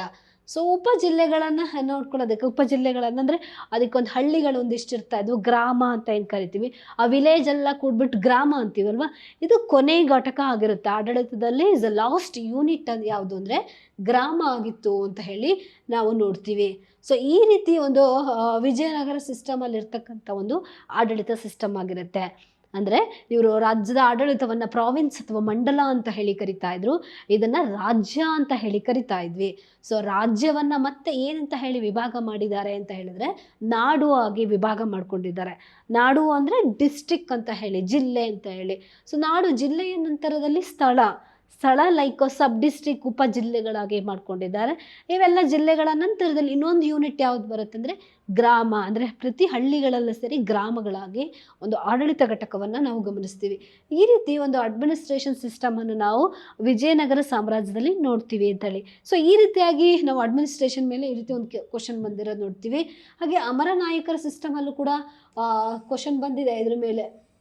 ಓಕೆ, ಅಮರ ನಾಯಕರ ಸಿಸ್ಟಮ್ ಅಂತ ಹೇಳಿ, ಸೊ ಇದ್ರ ಮೇಲೂ ಕೇಳಿದ್ದಾರೆ. ಸೊ ವೆರಿ ಇಂಪಾರ್ಟೆಂಟ್ ಆಗುತ್ತೆ ಇವೆಲ್ಲ. ದ ನೆಕ್ಸ್ಟ್ ಒನ್, ಹಾಗಾದರೆ ಯಾವ ಕ್ವಶನ್ ಬಂದಿದೆ, ಇನ್ನೊಂದು ವಿಜಯನಗರ ಸಾಮ್ರಾಜ್ಯಕ್ಕೆ ಸಂಬಂಧಪಟ್ಟಂತೆ ಬಂದಿರತಕ್ಕಂಥ ಕ್ವಶನ್ ನೋಡಿ. ಮ್ಯಾಚ್ ದ ಫಾಲೋಯಿಂಗ್ ಅಂದರೆ match the travellers with the Kings of Vijayanagara empire. So ನಾವು ವಿಜಯನಗರ ಸಾಮ್ರಾಜ್ಯ ಅಂದಾಗ ನಮಗೆ ಇಷ್ಟು ವೈಭವಯುತವಾಗಿತ್ತು ಅಂತ ಹೇಳಿ ಏನು ಮಾತಾಡ್ತೀವಿ, ಇಷ್ಟು ಗ್ಲೋರಿಫೈ ಆಗಿತ್ತು ಅಂತ ಹೇಳ್ತೀವಲ್ವ, ಇದಕ್ಕೆ ಕೆಲವು ದಾಖಲೆಗಳನ್ನು ಕೊಡ್ತವೆ. ಸೊ ಹಾಗಾದರೆ ದಾಖಲೆಗಳು ಅಂತ ಹೇಳಿದಾಗ ಕೇವಲ ಶಾಸನ, ಇನ್ಸ್ಕ್ರಿಪ್ಷನ್ಸ್, ಕಾಯಿನ್ಸ್, ಅಲ್ಲಿ ಸಿಕ್ಕಂಥ ವಸ್ತುಗಳು ಮಾತ್ರ ಅಲ್ಲದೆ ನಮಗೆ ಕೇವಲ ದೇಶೀಯ ಏನು ಸೋರ್ಸಸ್ ಅಂತ ಹೇಳ್ತೀವಿ, ಇಂಡಿಜಿನಿಯಸ್ ಸೋರ್ಸಸ್ ಅಂತ ಇವಿಷ್ಟೇ ಅಲ್ಲದೆ ಅಂದರೆ ಅಲ್ಲಿ ಇರ್ತಕ್ಕಂಥ ಮಾನ್ಯುಮೆಂಟ್ಸು, ಹಂಪಿಲಿರ್ತಕ್ಕಂತಹ ಏನು ಮಾನ್ಯುಮೆಂಟ್ಸ್ಗಳನ್ನು ನೋಡ್ತೀವಿ, ಟೆಂಪಲ್ಸ್ಗಳನ್ನು ನೋಡ್ತೀವಿ, ಪೋರ್ಟ್ಸ್ಗಳನ್ನು ನೋಡ್ತೀವಿ ಅಲ್ವಾ, ಅಂದರೆ ಕೋಟೆಗಳನ್ನು ನೋಡ್ತೀವಿ. ಇದು ಇಷ್ಟೇ ಅಲ್ಲದೆ ಆ ವಿಜಯನಗರ ಸಾಮ್ರಾಜ್ಯಕ್ಕೆ ಒಂದಿಷ್ಟು ವಿದೇಶಿ ಯಾತ್ರಿಕರು, ಫಾರಿನ್ ಟ್ರಾವೆಲರ್ಸ್ ವಿಸಿಟ್ ಮಾಡ್ತಾರೆ. ಸೊ ಅವರ ಬರಹಗಳ ದಾಖಲೆಯನ್ನು ಇಟ್ಕೊಂಡು ನಮಗೆ ಇನ್ನು ವಿಜಯನಗರ ಸಾಮ್ರಾಜ್ಯದ ಬಗ್ಗೆ ಹೆಚ್ಚು ತಿಳ್ಕೊಳ್ಳೋದಕ್ಕೆ ಉಪಯೋಗ ಆಗುತ್ತೆ ಅಂತ ಹೇಳಿ. ಹಾಗಾದರೆ ಇಂಥ ಒಂದು ಭವ್ಯ ಸಾಮ್ರಾಜ್ಯದ ಬಗ್ಗೆ ತಿಳಿದಂತಹ ವಿದೇಶಿ ಯಾತ್ರಿಕರು ವಿಜಯನಗರ ಸಾಮ್ರಾಜ್ಯಕ್ಕೆ ಭೇಟಿಯನ್ನು ಕೊಟ್ಟಿದ್ರು ಅಂತ ಹೇಳಿ ನೋಡ್ತೀವಿ. ಹಾಗಾದರೆ ಒಂದು ವಿಜಯನಗರ ಸಾಮ್ರಾಜ್ಯ ಅಂತಕ್ಕಂಥದ್ದು 1336ರಲ್ಲಿ ಎಸ್ಟಾಬ್ಲಿಷ್ ಆಗುತ್ತೆ ಅಂತ ಹೇಳಿ ನಾವು ಗಮನಿಸ್ತೀವಲ್ವ, 1336 ಅಂತ. ಹಾಗಾದರೆ ಹರಿಹರ ಅಥವಾ ಹಕ್ಕ, ಬುಕ್ಕ, ಮಾರಪ್ಪ, ಕಂಪಣ್ಣ, ಮುದ್ದಣ್ಣ, ಇವರು ಮಾರಪ್ಪ, ಕಂಪಣ್ಣ, ಮುದ್ದಪ್ಪ ಅಂತ ಏನು ಸ್ಥಾಪನೆ ಮಾಡ್ತಾರೆ, 5 ಜನ ಸಂಗಮ ಸಹೋದರರು ಅಂತ ಹೇಳಿ. ಸೊ ಅವರಿಂದ ಈ ಸಾಮ್ರಾಜ್ಯ ಸ್ಥಾಪನೆ ಆಗುತ್ತೆ ಅಂತ ಹೇಳಿ ನೋಡ್ತೀವಿ. ಹಾಗಾದರೆ ಇದನ್ನು ಆಳ್ವಿಕೆ ಮಾಡ್ತಕ್ಕಂಥವ್ರು ನೆಕ್ಸ್ಟು 1ನೇ ಹರಿಹರ, ನೆಕ್ಸ್ಟ್ 1ನೇ ಬುಕ್ಕ. 1ನೇ ಹರಿಹರ ಅಂತಕ್ಕಂಥವನು ಫಸ್ಟ್ ಅವನು ಹಿರಿಯವನಾಗಿರ್ತಾನೆ, ಹರಿಹರನ ಆಳ್ವಿಕೆ, ನೆಕ್ಸ್ಟ್ 1ನೇ ಬುಕ್ಕನ ಆಳ್ವಿಕೆಯನ್ನು ನೋಡ್ತೀವಿ. ಆದರೆ ವಿಜಯನಗರ ಸಾಮ್ರಾಜ್ಯ ಈ ರೀತಿ 1336ರಿಂದ ಕೃಷ್ಣದೇವರಾಯನ ಅಧಿಕಾರಕ್ಕೆ ಬರೋವರೆಗೆ, ಅಂದರೆ 1509 1529ರವರೆಗೆ ಕೃಷ್ಣದೇವರಾಯನ ಆಳ್ವಿಕೆಯವರೆಗೆ ಈ ವಿಜಯನಗರ ಸಾಮ್ರಾಜ್ಯ ಒಂದು ವೈಭವೋಪೇತವಾಗಿ ಮೆರೆಯುತ್ತೆ. ಆದರೆ ನಮಗೆ ಕೊನೆಗೆ ಗೊತ್ತಿದೆ, ಏನು ತಾಳಿಕೋಟೆ ಯುದ್ಧದ ನಂತರ ಈ ವಿಜಯನಗರ ಸಾಮ್ರಾಜ್ಯ ತನ್ನ ಅವನತಿಯನ್ನು ಕಾಣ್ತು ಅಂತ ಹೇಳಿ ನಾವು ಓದ್ತೀವಲ್ವ. ಹಾಗಾದರೆ ಇಂತಹ ಒಂದು ವೈಭವದ ಅವಧಿಯಲ್ಲಿ ಈ ವಿಜಯನಗರ ಸಾಮ್ರಾಜ್ಯಕ್ಕೆ ಭೇಟಿ ಕೊಟ್ಟಂತಹ ಒಂದಿಷ್ಟು ಯಾತ್ರಿಕರು ಬರ್ತಾರೆ. ಎಸ್, ಹಾಗಾದರೆ ನಮಗೆ ಅಬ್ದುಲ್ ರಜಾಕ್ ಯಾರ ಅವಧಿಯಲ್ಲಿ ಬಂದಿದ್ದ ಅಂತ ಹೇಳಿ, ಹಾಗೆ ನಿಕೋಲೋ ಕೋಂಟೆ ಯಾವ ರಾಜನ ಸ್ಥಾನದಲ್ಲಿ ಬಂದಿದ್ದ, ಫರ್ನಾವೋ ನ್ಯೂನಿಸ್ ಬಾರ್ಬೋಸಾ ಅಂತ ಕೇಳಿದ್ದಾರೆ. ಸೊ ಆಲ್ಮೋಸ್ಟ್ ಇದ್ರ ಮೇಲೆ ಪ್ರತಿ ಇದರಲ್ಲೂ ಎಕ್ಸಾಮಲ್ಲಿ ಹೇಗೆ ಅಂದರೆ ಬರ್ತಾನೆ ಇರುತ್ತೆ ಇದ್ರ ಮೇಲೆ ಕ್ವಶನ್ಸ್ಗಳು ಅಂತ ಹೇಳಿ ನೋಡ್ತೀವಿ. ಎಸ್, ನೋಡೋಣ ಹಾಗಾದರೆ ಇದ್ರ ಬಗ್ಗೆ ಡೀಟೇಲಾಗಿ ಬಿಡೋಣ. ಅಂದರೆ ವಿಜಯನಗರ ಸಾಮ್ರಾಜ್ಯಕ್ಕೆ ಯಾವ್ಯಾವ ರೀತಿಯಾದ ಯಾರ್ಯಾರು ಯಾವ ದೇಶದಿಂದ ಬಂದಿದ್ದಾರೆ ಅಂತ ಟ್ರಾವೆಲರ್ಸ್. ಸೊ ಇಲ್ಲಿ ಯಾರ ಆಸ್ಥಾನಕ್ಕೆ ಬಂದಿದ್ದಾರೆ ಅಂತ ಕೇಳಿದ್ದಾರೆ. ಇನ್ನೊಂದು ಸರಿ ನಿಮಗೆ ಯಾವ ದೇಶದಿಂದ ಬಂದರು ಅಂತ ಹೇಳಿ ಇಲ್ಲಿ ದೇಶಗಳ ಹೆಸರುಗಳನ್ನು ಕೇಳ್ಬೋದು. ಪರ್ಷಿಯಾ, ಮೊರಾಕೋ, ಇಟಾಲಿ, ಈ ರೀತಿ ದೇಶಗಳನ್ನು ಹಾಕಿಬಿಟ್ಟು ಎಲ್ಲಿಂದ ಬಂದಾರೆ, ಮ್ಯಾಚ್ ಆಫ್ ದಿ ಫಾಲೋಯಿಂಗ್ ಮಾಡಿ ಅಂತ ಹೇಳಿ ಕೇಳಿಬಿಡ್ತಾನೆ. ಸೊ ಹಂಗಾಗಿ ಈ ಕ್ವಶನ್ನು ಯಾವಾಗಲೂ ಒಂದು ಕಂಪಲ್ಸರಿ. ಸೊ ಹಂಗಾಗಿ ಡೀಟೇಲಾಗಿ ನೋಡಿಬಿಡೋಣ. ಎಸ್, ನಮಗೆ ಈ ಹರಿಹರನ ಕಾಲದಲ್ಲಿ ಈ ಒಂದನೇ ಹರಿಹರ ಏನು ಆಳ್ವಿಕೆ ಮಾಡ್ತಾನೆ ಅಂದರೆ ವಿಜಯನಗರ ಸಾಮ್ರಾಜ್ಯ ಸ್ಥಾಪನೆಯಾದಾಗ 1336ರಿಂದ 1356ರವರೆಗೆ ಈ ಒಂದನೇ ಹರಿಹರನ ಆಳ್ವಿಕೆ ಇರುತ್ತೆ. ಸೊ ಈತನ ಕಾಲಾವಧಿಯಲ್ಲಿ ಯಾರು ವಿಜಯನಗರ ಸಾಮ್ರಾಜ್ಯಕ್ಕೆ ಭೇಟಿ ಕೊಟ್ಟರು ಅಂದರೆ ನಾವು ಯಾರನ್ನು ನೋಡ್ತೀವಿ, ಇಬನ್ ಬತೂತ ಅಂತಕ್ಕಂಥವನು. ಸೊ ಇಬನ್ ಬತೂತ, ಈತನ ಕೃತಿ ರೆಹ್ಲಾ. ಈ ಇಬನ್ ಬತೂತನ ಬಗ್ಗೆ ನಾವು ತಿಳ್ಕೊಳಕ್ ಹೋದಾಗ ಈತ ಮಹಮ್ಮದ್ ಬಿನ್ ತುಘಲಕನ ಆಸ್ಥಾನದಲ್ಲಿದ್ದಂಥವನು. ಇಬನ್ ಬತೂತ ಆತನ ಆಸ್ಥಾನದಲ್ಲಿ ಈತ ಅಕೌಂಟೆಂಟ್ ಆಗಿರ್ತಕ್ಕಂಥವನು ಇಬನ್ ಬತೂತ ಅಂತ ಹೇಳಿ ನೋಡ್ತೀವಿ.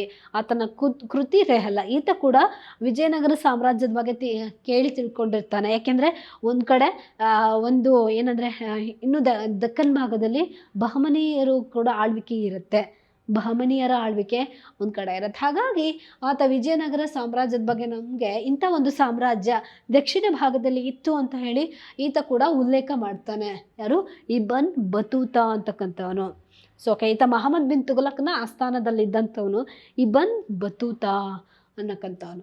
ಎಸ್, ಹಾಗಾದರೆ ನಮಗೆ ಮೊರಕೋ ದೇಶದವನು, ಹರಿಹರನ ಕಾಲದಲ್ಲಿ ಇದ್ದಂಥವನು, ಸಮಕಾಲೀನ, ಕೆಲವರು ವಿಸಿಟ್ ಮಾಡಿದ ಅಂತಾರೆ, ಕೆಲವರು ಉಲ್ಲೇಖಗಳು ಸಿಗತ್ತೆ ಅಂತಕ್ಕಂಥ ಮಾಹಿತಿ ಕೂಡ ಸಿಗತ್ತೆ. ಎಸ್, ನೆಕ್ಸ್ಟ್ ಹಾಗಾದರೆ ಈ ನಿಕೋಲೋ ಡಿ ಕೌಂಟಿ ಅಂತಕ್ಕಂಥವನು. ಈ ನಿಕೋಲೋ ಕೌಂಟಿ ಏನಿದ್ದಾನೆ ಇಟಾಲಿಯಾ ದೇಶದವನಿದ್ದ. ಎಸ್, ಇಟಾಲಿಯಿಂದ ಬಂದಂಥವನು ಈ ನಿಕೋಲೋ ಡಿ ಕೌಂಟಿ ಅಂತಕ್ಕಂಥವನು. ಹಾಗೆ ಈತ ಯಾರ ಆಸ್ಥಾನಕ್ಕೆ ಭೇಟಿ ಕೊಡ್ತಾನೆ ಅಂದರೆ ದೇವರಾಯ. ಸೊ ದೇವರಾಯನ ಆಸ್ಥಾನಕ್ಕೆ ಭೇಟಿಯನ್ನು ಕೊಡ್ತಾನೆ. 1406ರಿಂದ 1422ರವರೆಗೆ ಈ ದೇವರಾಯನ ಆಳ್ವಿಕೆ ಇರುತ್ತೆ. ಅಂದರೆ ಒಂದನೇ ದೇವರಾಯ ಅಂತ ಹೇಳಿ ಕರಿತೀವಿ. ಸೊ ನಿಕೋಲೋ ಕೌಂಟಿ ಯಾರ ಆಸ್ಥಾನಕ್ಕೆ ಬರ್ತಾನೆ? ಈ ಇಟಾಲಿಯಿಂದ ದೇವರಾಯನ ಆಸ್ಥಾನಕ್ಕೆ ಬರ್ತಾರೆ. ಇವ್ರು ಬಂದು ಅಷ್ಟೇ ಹೋಗೋದಿಲ್ಲ, ಈತ ಹೆಂಡತಿಯನ್ನು ಕೂಡ ಕರ್ಕೊಂಡು ಬಂದಿರ್ತಾನೆ ನಿಕೋಲೋ ಡಿ ಕೌಂಟಿ. ಅಂದರೆ ಅವರು ವಿಜಯನಗರ ಸಾಮ್ರಾಜ್ಯ ಹೀಗಿತ್ತು ಅಂತ ತಮ್ಮ ಕೃತಿಗಳಲ್ಲಿ ವರ್ಣನೆ ಮಾಡ್ತಾರೆ. ಸೊ ಇಷ್ಟು ಒಂದು ಸಂಪದ್ಭರಿತವಾದಂತಹ ಒಂದು ದೇಶ ಆಗಿತ್ತು, ಹೀಗಿದೆ ಈ ವಿಜಯನಗರ ಸಾಮ್ರಾಜ್ಯದ ಅವತ್ತಿನ ರಾಜಕೀಯ ಪರಿಸ್ಥಿತಿ ಹೀಗಿತ್ತು, ಸೋಷಿಯಲ್ ಲೈಫ್ ಹೀಗಿತ್ತು, ಇಲ್ಲಿನ ಜನ ಈ ರೀತಿಯಾಗಿ ವಾಸ ಮಾಡ್ತಾ ಇದ್ದಾರೆ ಅಂತ ಹೇಳಿ ಉಲ್ಲೇಖ ಮಾಡ್ತಾರೆ. ಸೊ ನಿಕೋಲೋ ಕೌಂಟಿ ಇಟಾಲಿಯಿಂದ ಬಂದಂಥವನು ಒಂದನೇ ದೇವರಾಯನ ಕಾಲದಲ್ಲಿ ಬಂದರೆ, ಅಬ್ದುಲ್ ರಜಾಕ್ ಅಂತಕ್ಕಂಥವನು, ಇದ್ರ ಬಗ್ಗೆ ಹೆಚ್ಚು ಕ್ವಶನ್ ಬಂದಿರತಕ್ಕಂಥದ್ದು. ನಾವು ಪ್ರೌಢ ದೇವರಾಯ ಅಂತ ಏನು ಹೇಳಿ ಕರಿತೀವಿ ಅಥವಾ ಎರಡನೇ ದೇವರಾಯ ಅಂತ ಹೇಳಿ ಕರಿತೀವಿ. ಸೊ ಆತನ ಕಾಲದಲ್ಲಿ ಈತ ಪರ್ಷಿಯಾದಿಂದ ಬಂದಂಥವನು. ಎರಡನೇ ದೇವರಾಯನ ಕಾಲಕ್ಕೆ ವಿಸಿಟ್ ಮಾಡ್ತಾನೆ. ಈತ ಎರಡನೇ ದೇವರಾಯನ ಆಸ್ಥಾನಕ್ಕೆ ಬಂದಾಗ ಏನು ಹೇಳ್ತಾನೆ ಅಂತ ಹೇಳಿದ್ರೆ, ಇಲ್ಲಿನ ಜನರು ಏನಿದ್ದಾರೆ ಅಂದರೆ ಈ ವಿಜಯನಗರ ಸಾಮ್ರಾಜ್ಯದಲ್ಲಿ ಈ ಭಾಗದಲ್ಲಿ ವಾಸಿಸ್ತಕ್ಕಂಥ ಜನರು ಏನಿದ್ದಾರೆ ಅವರಿಗೆ ರೋಸ್ ಅಂದರೆ ತುಂಬ ಇಷ್ಟ. ಆ ರೋಸ್ಗಳನ್ನು ಇವರು ತುಂಬ ಇಷ್ಟಪಡ್ತಾರೆ, ಎಲ್ಲಿ ನೋಡಿದ್ರು ರೋಸ್ಗಳನ್ನು ಬೆಳೀತಾರೆ ಅಂತ ಹೇಳ್ತಾನೆ ಈತ. ಯಾಕೆಂದರೆ ಬಹುಶಃ ಇವತ್ತಿಗೂ ಕೂಡ ನೀವು ಹಂಪಿಗೆ ಭೇಟಿ ಕೊಟ್ಟರೆ ಒಂದಿಷ್ಟು ಭಾಗದಲ್ಲಿ ಅಲ್ಲೆಲ್ಲ ರೋಸ್ ಗಾರ್ಡನನ್ನು ಗಮನಿಸ್ಬೋದು. ಬಹುಶಃ ಅದನ್ನು ನೋಡಿ ಕೂಡ ಎರಡನೇ ದೇವರಾಯ ಅಂದರೆ ಈ ಅಬ್ದುಲ್ ರಜಾಕ್ ಹೇಳಿರ್ಬೋದು. ಅಥವಾ ಇನ್ನೂ ಏನು ಹೇಳ್ತಾನೆ ಅಂತ ಹೇಳಿದ್ರೆ, ವಿಜಯನಗರ ಅಂತ ಒಂದು ಸಾಮ್ರಾಜ್ಯ ಏನಿದೆ, ನನ್ನ ಕಣ್ಣುಗಳು ಇಲ್ಲಿವರೆಗೂ ಇಂಥ ಒಂದು ಸಾಮ್ರಾಜ್ಯ ಇದೆ ಇಡೀ ವಿಶ್ವದಲ್ಲಿ ಅಂತ ಎಲ್ಲೂ ಕೇಳಿಲ್ಲ, ಬಹುಶಃ ಮುಂದೆನೂ ಕೂಡ ಇರಲ್ವೇನೋ ಅಂತ ಹೇಳಿ ಉದ್ಗಾರವನ್ನು ಮಾಡ್ತಕ್ಕಂಥವನನ್ನು ನಾವು ಈ ಅಬ್ದುಲ್ ರಜಾಕ್ ನೋಡ್ತೀವಿ. ಸೊ ಅಷ್ಟರ ಮಟ್ಟಿಗೆ ಆತ ವಿಜಯನಗರ ಸಾಮ್ರಾಜ್ಯವನ್ನು ಕುರಿತು ವರ್ಣನೆ ಮಾಡ್ತಾನೆ ಅಂತ ಹೇಳಿ ನೋಡ್ತೀವಿ. ಹಾಗೆಯೇ ನೆಕ್ಸ್ಟ್ ನಿಕೇಟಿನ್ ಅಂತಕ್ಕಂಥವ್ನು ಬರ್ತಾನೆ. ಈತ ರಷ್ಯಾದ ನಿಕೇಟಿನ್ ಯಾರ ಆಸ್ಥಾನಕ್ಕೆ ಬರ್ತಾನೆ? ಎರಡನೇ ವಿರೂಪಾಕ್ಷರಾಯನ ಆಸ್ಥಾನಕ್ಕೆ ಬರ್ತಾನೆ. ಸೊ ಎರಡನೇ ವಿರೂಪಾಕ್ಷ ಅಂತ ಹೇಳಿ ವಿರೂಪಾಕ್ಷನ ಆಳ್ವಿಕೆ, ಲೈಕ್ ಅಂದರೆ ಸಂಗಮ ಸಹೋದರರಲ್ಲಿ ವಿರೂಪಾಕ್ಷನೇ ಕೊನೆಯ ರೂಲರ್ ಆಗಿ ಬರ್ತಾನೆ ನಮಗೆ. ಸೊ ಸಂಗಮದ ಆಳ್ವಿಕೆ ಅಲ್ಲಿಗೆ ಎಂಡ್ ಆಗಿಬಿಡತ್ತೆ ಅಂತ ಹೇಳಿ ನಾವು ನೋಡ್ತೀವಿ. ಇದಿಷ್ಟು ಜನ ನಾವು ಸಂಗಮದ ಆಳ್ವಿಕೆಯಲ್ಲಿ, ಸಂಗಮ ಡೈನಾಸ್ಟಿ ಆಳ್ವಿಕೆಯಲ್ಲಿ ಬಂದಂಥವ್ರು ಅಂತ ಹೇಳಿ. ಸೊ ಸಂಗಮ ಡೈನಾಸ್ಟಿ ಅಂದರೆ ನಾವು ವಿಜಯನಗರ ಡೈನಾಸ್ಟಿ ಎಲ್ಲ 4 ಜನ ಮನೆತನಗಳು ಆಳ್ವಿಕೆ ಮಾಡೋದು. ಸಂಗಮ, ಸಾಳುವ, ತುಳುವ, ಅರವೀಡು ಮನೆತನ ಅಂತ ಹೇಳಿ ನೋಡ್ತೀವಲ್ವ. ಸೊ ಈ ಮನೆತನಗಳಿಗೆ ಏನು ಅಂದರೆ ಒಂದೊಂದು ಮನೆತನ ಒಂದೊಂದು ಸರಿ ಪವರ್ಫುಲ್ ಆಗಿರ್ತಕ್ಕಂಥದ್ದು ಗಮನಿಸ್ತೀವಿ. ಸಂಗಮದ ನಂತರ ಸಾಳುವ ಮನೆತನ ಬರುತ್ತೆ. ಸೊ ಅಷ್ಟೇ ನಮಗೆ ಸಾಳುವ ಮನೆತನ ಅಷ್ಟೊಂದು ಇಂಪಾರ್ಟೆನ್ಸ್ ಇರೋದಿಲ್ಲ. ಆದರೆ ತುಳುವ ಮನೆತನಕ್ಕೆ ಬಂದಾಗ ನಾವೇನು ಕೃಷ್ಣದೇವರಾಯನ ಬಗ್ಗೆ ಓದ್ತೀವಿ. ಸೊ ಅವಾಗ ಮತ್ತೆ ಏನಾಗುತ್ತೆ, ವಿಜಯನಗರ ಸಾಮ್ರಾಜ್ಯ ಇನ್ನೂ ವಿಸ್ತಾರ ಆಗ್ತಾ ಹೋಗುತ್ತೆ. ಹಾಗಾದರೆ ನೆಕ್ಸ್ಟ್ ಒನ್ನು ವರ್ತೇಮ ಅಂತ ಹೇಳಿ ಬರ್ತಾನೆ. ಸೊ ತನ್ನ ಬಗ್ಗೆ ಏನು ಕೆಲವೊಂದು ಅಷ್ಟೊಂದೇನು ಇಂಟ್ರೆಸ್ಟ್ ಇಲ್ಲ. ನೆಕ್ಸ್ಟ್ ಒನ್ನು ಬಾರ್ಬೋಸಾ ಮತ್ತು ಡೊಮಿಂಗೋ ಪಯಾಸ್ ಅಂತಕ್ಕಂಥವನು. ಬಾರ್ಬೋಸಾ ಆ್ಯಂಡ್ ಡೊಮಿಂಗೋ ಪಯಾಸ್ ಏನಿದ್ದಾರೆ ಇವರಿಬ್ಬರು ಕೂಡ ಯಾರ ಆಸ್ಥಾನಕ್ಕೆ ಬಂದಿರ್ತಾರೆ? ಕೃಷ್ಣದೇವರಾಯನ ಆಸ್ಥಾನಕ್ಕೆ ಬಂದಿರ್ತಾರೆ. So okay, Barbosa and Paes, Domingo Paes ಅಂತ ಹೇಳಿ ಕರಿತೀವಿ. ಸೊ ಬಾರ್ಬೋಸಾ ಈತ ಅಂದರೆ ಪೋರ್ಚುಗಲ್ನವರು, ಯಾರು? ಡೊರೆಟೋ ಬಾರ್ಬೋಸಾ ಅಂತಕ್ಕಂಥವನು. ಹಾಗೆ ಡೊಮಿಂಗೋ ಪಯಾಸ್ ಏನಿದ್ದಾನೆ ಈತ ಕೂಡ ಪೋರ್ಚುಗಲ್ನವನು. ಸೊ ಮೂರು ಕೂಡ ಪೋರ್ಚುಗಲ್ರಾಗಿರ್ತಾರೆ. ಅಗೇನ್ ಯಾಕೆಂದರೆ ನ್ಯೂನೀಸ್ ಕೂಡ ಬರ್ತಾನೆ. ಸೊ ಇವರಿಬ್ಬರು ಕೂಡ ಬಾರ್ಬೋಸಾ ಮತ್ತು Barbosa and then Domingo Payas ಅಂತಕ್ಕಂಥವ್ರು, ಇವರಿಬ್ಬರು ಪೋರ್ಚುಗಲ್ನಿಂದ ಬಂದಂಥವರು ಕೃಷ್ಣದೇವರಾಯನ ಆಸ್ಥಾನಕ್ಕೆ ಭೇಟಿಯನ್ನು ಕೊಟ್ಟರು ಅಂತ ಹೇಳಿ ನಾವು ನೋಡ್ತೀವಿ. ಸೊ ವೆರಿ ಇಂಪಾರ್ಟೆಂಟ್ ನಮಗೆ ಇವಿಷ್ಟು ಟ್ರಾವೆಲರ್ಸ್ ಕೂಡ. ಹಾಗೆಯೇ ಕೃಷ್ಣದೇವರಾಯನ ಆಳ್ವಿಕೆಯ ನಂತರ ಯಾರು ಅಧಿಕಾರಕ್ಕೆ ಬರ್ತಾರೆ ಅಂದರೆ ಅಚ್ಯುತರಾಯ ಬರ್ತಾನೆ. ಯಾಕೆಂದರೆ ಕೃಷ್ಣದೇವರಾಯನ ಮಗ ಚಿಕ್ಕ ವಯಸ್ಸಿನಲ್ಲೇ ಡೆತ್ ಆಗ್ಬಿಡ್ತಾನೆ. ಜಸ್ಟ್ ಒಂದು 7-8 ವರ್ಷದಲ್ಲೇ ಆತ ಮರಣ ಹೊಂದ್ಬಿಡ್ತಾನೆ. ಹಾಗಾಗಿ ಅಚ್ಯುತರಾಯನನ್ನು ಅಧಿಕಾರಕ್ಕೆ ಬರ್ತಾನೆ ಆತ. ಸೊ ಅಚ್ಯುತರಾಯನ ಕಾಲದಲ್ಲಿ ಬಂದಂಥವನೇ ಯಾರು ಅಂತ ಹೇಳಿದ್ರೆ ಈ ಫರ್ನಾವೋ ನ್ಯೂನೀಸ್ ಅಂತಕ್ಕಂಥವ್ನು ಬರ್ತಾನೆ. ಸೊ ಈತನ ಬಗ್ಗೆನೂ ಕೇಳಿದ್ದಾರೆ ಕ್ವಶನನ್ನು. ಪೋರ್ಚುಗಲ್ನಿಂದ ಬಂದಂತಹ ಒಬ್ಬ ಟ್ರಾವೆಲರ್ ಇತ್ತ ಅಚ್ಯುತ ದೇವರಾಯ ಅಂದರೆ 1529ರಿಂದ 42ರವರೆಗೆ ಈತನ ಆಳ್ವಿಕೆ ಇರುತ್ತೆ, ಅಚ್ಯುತ ದೇವರಾಯನ ಕಾಲ. ಸೊ ಈ ಕಾಲದಲ್ಲಿ ಅಂದರೆ ಅಚ್ಯುತ ದೇವರಾಯನ ಕಾಲದಲ್ಲೇ ರಾಜಪ್ರತಿನಿಧಿ ಆದವನು ಹಳೆಯ ರಾಮರಾಯ ಅಂತ ಹೇಳಿ ನೋಡ್ತೀವಿ. ಸೊ ಆ ಟೈಮಲ್ಲಿ ಬಂದಂತಹವನು ಅಂತ ಹೇಳಿದ್ರೆ ಈ ಫರ್ನಾವೋ ನ್ಯೂನೀಸ್ ಅಂತಕ್ಕಂತಹ ಟ್ರಾವೆಲರ್ ಭೇಟಿಯನ್ನು ಕೊಟ್ಟ ಅಂತ. ಈ ರೀತಿ ವಿಜಯನಗರ ಸಾಮ್ರಾಜ್ಯಕ್ಕೆ ಕೆಲವು ಫಾರಿನರ್ಸ್ ಅಥವಾ ವಿದೇಶಿ ಯಾತ್ರಿಕರು ಭೇಟಿಯನ್ನು ಕೊಟ್ಟಿರ್ತಕ್ಕಂಥದ್ದನ್ನು ನಾವು ಗಮನಿಸ್ಬೋದು. ಎಸ್, ಇದಿಷ್ಟು ನಮಗೆ ಇವರ ಟ್ರಾವೆಲರ್ಸ್ ಲೀಸ್ಟ್ ಆಗಿರುತ್ತೆ. ನೋಡಿ, ಇನ್ನೊಂದು ಅಗೇನ್ ಮತ್ತೊಂದು ಸರಿ ಕ್ವಶನ್ ಬಂದಿದೆ. ಏನು ಹೇಳ್ತೀವಿ? A Portugal traveller named Nuniz visited Vijayanagara during time ಅಂದರೆ ಯಾರ ಸಮಯದಲ್ಲಿ ಈತ ಭೇಟಿ ಕೊಟ್ಟ? ಯಾರೋ ಫರ್ನಾವೋ ನ್ಯೂನೀಸ್ ಅಂತ ಹೇಳಿ. ಸೊ ಆವಾಗ ಯಾರು ಆಳ್ವಿಕೆ ಮಾಡ್ತಾಯಿದ್ರು? 1529ರಿಂದ 1542ರವರೆಗೆ ಅಚ್ಯುತರಾಯನ ಆಳ್ವಿಕೆ ಇರುತ್ತೆ. ಸೊ ಓಕೆ, ಅಚ್ಯುತರಾಯ ಆಳ್ವಿಕೆ ಮಾಡ್ತಾ ಇದ್ದ ಅಂತ ಹೇಳಿ ನೋಡ್ತೀವಿ. ಸೊ ಈ ರೀತಿಯಾಗಿ ಟ್ರಾವೆಲರ್ಸ್ನ ಇಟ್ಕೊಂಡು ನಮಗೆ ಕ್ವಶನನ್ನು ಕೇಳ್ತಾರೆ. ಹಾಗೆ ಈ ರೀತಿಯಾಗಿ ದೇವರಾಯನ ಕಾಲದಲ್ಲಿ ಯಾರು ಭೇಟಿ ಕೊಟ್ಟರು? 1ನೇ ದೇವರಾಯ, 2ನೇ ದೇವರಾಯ. ಸೊ 2ನೇ ದೇವರಾಯ ಅಂದ ತಕ್ಷಣ ಅಬ್ದುಲ್ ರಜಾಕ್, ಕೃಷ್ಣದೇವರಾಯ ಅಂದ ತಕ್ಷಣ ಫರ್ನಾವೋ, ನಮಗೆ ಬಾರ್ಬೋಸಾ ಮತ್ತು ಡೊಮಿಂಗೋ ಪಯಾಸ್ ಅಂತಕ್ಕಂಥ ಇಬ್ಬರು ಪೋರ್ಚುಗಲ್ನಿಂದ ಬಂದಿರತಕ್ಕಂಥದ್ದನ್ನು ನಾವು ನೋಡ್ತೀವಿ. ಸೊ ಹಾಗೆ 1ನೇ ದೇವರಾಯನ ಕಾಲದಲ್ಲಿ ನಿಕೋಲೋ ಕೋಂಟೆ ಇಟಾಲಿಯಿಂದ ಬಂದ ಅಂತ ಹೇಳಿ ನೋಡ್ತೀವಿ. ಈ ರೀತಿ ಟ್ರಾವೆಲರ್ಸ್ ಬಗ್ಗೆನೇ ನಿಮಗೆ ಯಾವಾಗಲೂ ಒಂದು ಕ್ವಶನ್ ಇರುತ್ತೆ. ಎಸ್, ದ ನೆಕ್ಸ್ಟ್ ಕ್ವಶನ್ ಹಂಗಾದರೆ ನಮಗೆ ವಿಜಯನಗರ ಸಾಮ್ರಾಜ್ಯದ ಬಗ್ಗೆನೇ ಮತ್ತೆ ಇನ್ನೊಂದು ಕ್ವಶನ್ ಬಂದಿದೆ. ಏನಂತ ಹೇಳ್ತಾ ಇದೆ? ಡೆಕ್ಕನಿನ ಇಸ್ಲಾಮಿಕ್ ಸುಲ್ತಾನರು. ಡೆಕ್ಕನಿನ ಇಸ್ಲಾಮಿಕ್ ಅಂದರೆ ಶಾಹಿ ಸುಲ್ತಾನರು. ನಾವು 5 ಶಾಹಿ ಸುಲ್ತಾನರುಗಳನ್ನು ನೋಡ್ತೀವಿ. ಕುತುಬ್ ಶಾಹಿಗಳು, ನಿಜಾಮ್ ಶಾಹಿಗಳು, ಆದಿಲ್ ಶಾಹಿಗಳು, ಬರೀದ್ ಶಾಹಿಗಳು, ಇಮಾದ್ ಶಾಹಿಗಳು ಅಂತ ಹೇಳಿ ಇವರೆಲ್ಲ ಒಗ್ಗೂಡ್ಬಿಟ್ಟು ವಿಜಯನಗರ ಸೈನ್ಯವನ್ನು ಸೋಲಿಸ್ತಾರೆ. ಯಾವಾಗ? 1565ರಲ್ಲಿ. ಯಾವ ಕದನ? ತಾಳಿಕೋಟೆ ಕದನ ಅಲ್ವಾ? 1565ರಲ್ಲಿ ಏನಾಗುತ್ತೆ? ತಾಳಿಕೋಟೆ ಕದನ ಅಂತಕ್ಕಂಥದ್ದು ನಡೆಯುತ್ತೆ. ಸೊ ಯಾರ್ಯಾರ ಮಧ್ಯೆ ಈ ಯುದ್ಧ ನಡೆಯುತ್ತೆ ಅಂದರೆ ರಾಮರಾಯ ಒಂದು ಕಡೆ, ಬಹಮನಿ ಸುಲ್ತಾನರಿಗೂ ಅಂದರೆ ದಕ್ಕನಿನ 5 ಶಾಹಿ ಸುಲ್ತಾನರಿಗೂ, ಇನ್ನೊಂದು ಕಡೆ ವಿಜಯನಗರ ಸಾಮ್ರಾಜ್ಯಕ್ಕೂ ಈ ಯುದ್ಧ ನಡೆಯುವಂಥದ್ದನ್ನು ನಾವು ಗಮನಿಸ್ತೀವಿ. ಸೊ ಯುದ್ಧ ಅಂತಕ್ಕಂಥದ್ದು ರಾಯಚೂರು ದೋವಾಬ್ ಅಂತಕ್ಕಂಥ ಪ್ರದೇಶ ಏನು ಬರುತ್ತೆ, ಅಥವಾ ರಾಯಚೂರಿನ ಬನ್ನಿಹಟ್ಟಿ ಅಂತಕ್ಕಂಥ ಒಂದು ಸ್ಥಳದಲ್ಲಿ ಈ ತಾಳಿಕೋಟೆ ಕದನ ನಡೀತು ಅಂತ ಹೇಳಿ. ಈ ತಾಳಿಕೋಟೆ ಕದನದಲ್ಲಿ ಅಂದರೆ ದಕ್ಕನಿನ ಶಾಹಿ ಸುಲ್ತಾನರೆಲ್ಲ ಒಂದಾಗಿ ರಾಮರಾಯನನ್ನ ಯುದ್ಧದಲ್ಲಿ ಸೋಲಿಸಿದ್ರು. ಸೊ ಸೋಲಿಸೋದ್ರ ಮೂಲಕ ಇಡೀ ಒಂದು ಸಾಮ್ರಾಜ್ಯ, ವಿಜಯನಗರ ಸಾಮ್ರಾಜ್ಯ ತನ್ನ ವಿನಾಶವನ್ನು ಕಂಡುಕೊಳ್ತು ಅಂತ ಹೇಳಿ ನೋಡ್ತೀವಲ್ವಾ. ಸೊ ಆ ಸಮಯದ ಅದ್ರ ಬಗ್ಗೆ ಕೇಳಿರುವಂಥ ಕ್ವಶನ್ನು ಅಂದರೆ ಈ ದಕ್ಕನಿನ ಶಾಹಿ ಸುಲ್ತಾನರು ವಿಜಯನಗರ ಸಾಮ್ರಾಜ್ಯದ ಮೇಲೆ ದಾಳಿ ಮಾಡಿದಾಗ ತಾಳಿಕೋಟೆ ಕದನ ನಡೆಯುತ್ತಲ್ವಾ. ಸೊ ಆವಾಗ ವಿಜಯನಗರದಲ್ಲಿದ್ದಂಥ ಅರಸ ಯಾರು ಅಂತ ಹೇಳಿ ಕೇಳಿದ್ದಾರೆ. ವಿಜಯನಗರದ ಅರಸ ಯಾರದ್ದು? ಆಬ್ವಿಯಸ್ಲಿ ಸುಮಾರು ಜನ ಏನು ಮಾಡಿಬಿಡ್ತೀರಾ? ರಾಮರಾಯ ಅಂತ ಹೇಳಿ ಹಾಕ್ಬಿಡ್ತೀರಾ. ರಾಮರಾಯ ಇದ್ದಿದ್ದು ರಾಜಪ್ರತಿನಿಧಿ ಈತ, ಅಂದರೆ ಕೃಷ್ಣದೇವರಾಯನ ಈತ ಅಳಿಯ ಈತ. ಕೃಷ್ಣದೇವರಾಯನಿಗೆ ಕೃಷ್ಣದೇವರಾಯನ ಆಳ್ವಿಕೆಯನ್ನು ನಾವು 1509ರಿಂದ 1529ರವರೆಗೆ ಈ ಕೃಷ್ಣದೇವರಾಯನ ಆಳ್ವಿಕೆಯನ್ನು ನೋಡ್ತೀವಿ. ಸೊ ಈತನ ಮರಣದ ನಂತರದಲ್ಲಿ ಅಂದರೆ ಈತ ಬದುಕಿರುವಾಗಲೇ ಕೃಷ್ಣದೇವರಾಯ ಏನು ಮಾಡ್ತಾನೆ? ತನ್ನ ಮಗಳಾದಂಥ ತಿರುಮಲಾಂಬೆಯನ್ನು ಈ ಅಳಿಯ ರಾಮರಾಯನಿಗೆ ಕೊಟ್ಟು ವಿವಾಹ ಮಾಡಿಬಿಡ್ತಾನೆ. ಹಾಗಾಗಿ ಹಳೆಯ ರಾಮರಾಯ ಎಂದೇ ಪ್ರಸಿದ್ಧನಾದಂಥವನು ಈ ರಾಮರಾಯ. ಆದರೆ ಈತ ಸದಾಶಿವರಾಯ ಮತ್ತು ಅಚ್ಯುತ ದೇವರಾಯನ ಕಾಲದಲ್ಲಿ ರಾಜಪ್ರತಿನಿಧಿಯಾಗಿ ಕೆಲಸ ಮಾಡ್ತಾನೆ. ಆದರೆ ಈ ಅಚ್ಯುತರಾಯ ಏನು ಮಾಡ್ತಾ ಅಂದರೆ, ನಾವು ಅಚ್ಯುತರಾಯನ ಆಳ್ವಿಕೆಯನ್ನು ನೋಡೋಕೆ ಹೋದಾಗ ಅಚ್ಯುತರಾಯ 1529ರಿಂದ 42ರವರೆಗೆ ಈ ಅಚ್ಯುತರಾಯನ ಆಳ್ವಿಕೆ ಇರುತ್ತೆ. ಸೊ ಅಚ್ಯುತರಾಯನ ಮರಣದ ನಂತರ ಯಾರು ಅಧಿಕಾರಕ್ಕೆ ಬರ್ತಾರೆ ಅಂದರೆ ಸದಾಶಿವರಾಯ ಅಂತ ಹೇಳಿ ಬರ್ತಾನೆ. ಈ ಸದಾಶಿವರಾಯ ನಮಗೆ 1542ರಿಂದ ಈವನ್ ನೆಕ್ಸ್ಟ್ ಕೂಡ ಅಂದರೆ ಯುದ್ಧದವರೆಗೂ ಕೂಡ, ಯುದ್ಧದ ಆಫ್ಟರ್ವರೆಗೂ ಕೂಡ ಈತ ಇದ್ದಂಥವನ್ನೇ ಈ ಸದಾಶಿವರಾಯ ಅಂತ ಹೇಳಿ ನೋಡ್ತೀವಿ. ಹಾಗಾದರೆ ಈ ಸದಾಶಿವನ ರಾಜಪ್ರತಿನಿಧಿಯಾಗಿ ಕೂಡ ಈ ರಾಮರಾಯ ಇರ್ತಾನೆ. ಹಾಗಾದರೆ ಅವತ್ತು ವಿಜಯನಗರದ ರಾಜ ಯಾರು ಇರ್ತಾರೆ ಅಂದರೆ ಸದಾಶಿವರಾಯನನ್ನು ನಾವು ಗಮನಿಸ್ತೀವಿ. ಅಂದರೆ ಈತ ಏನು ಮಾಡಿಬಿಡ್ತಾನೆ, ರಾಮರಾಯ ಸದಾಶಿವರಾಯನನ್ನು ಮೂಲೆ ಗುಂಪು ಮಾಡಿಬಿಟ್ಟು ಈತ ಅಧಿಕಾರವನ್ನೆಲ್ಲ ತನ್ನ ಕೈಗೆ ತೆಗೆದುಕೊಂಡು ಬಿಡ್ತಾನೆ.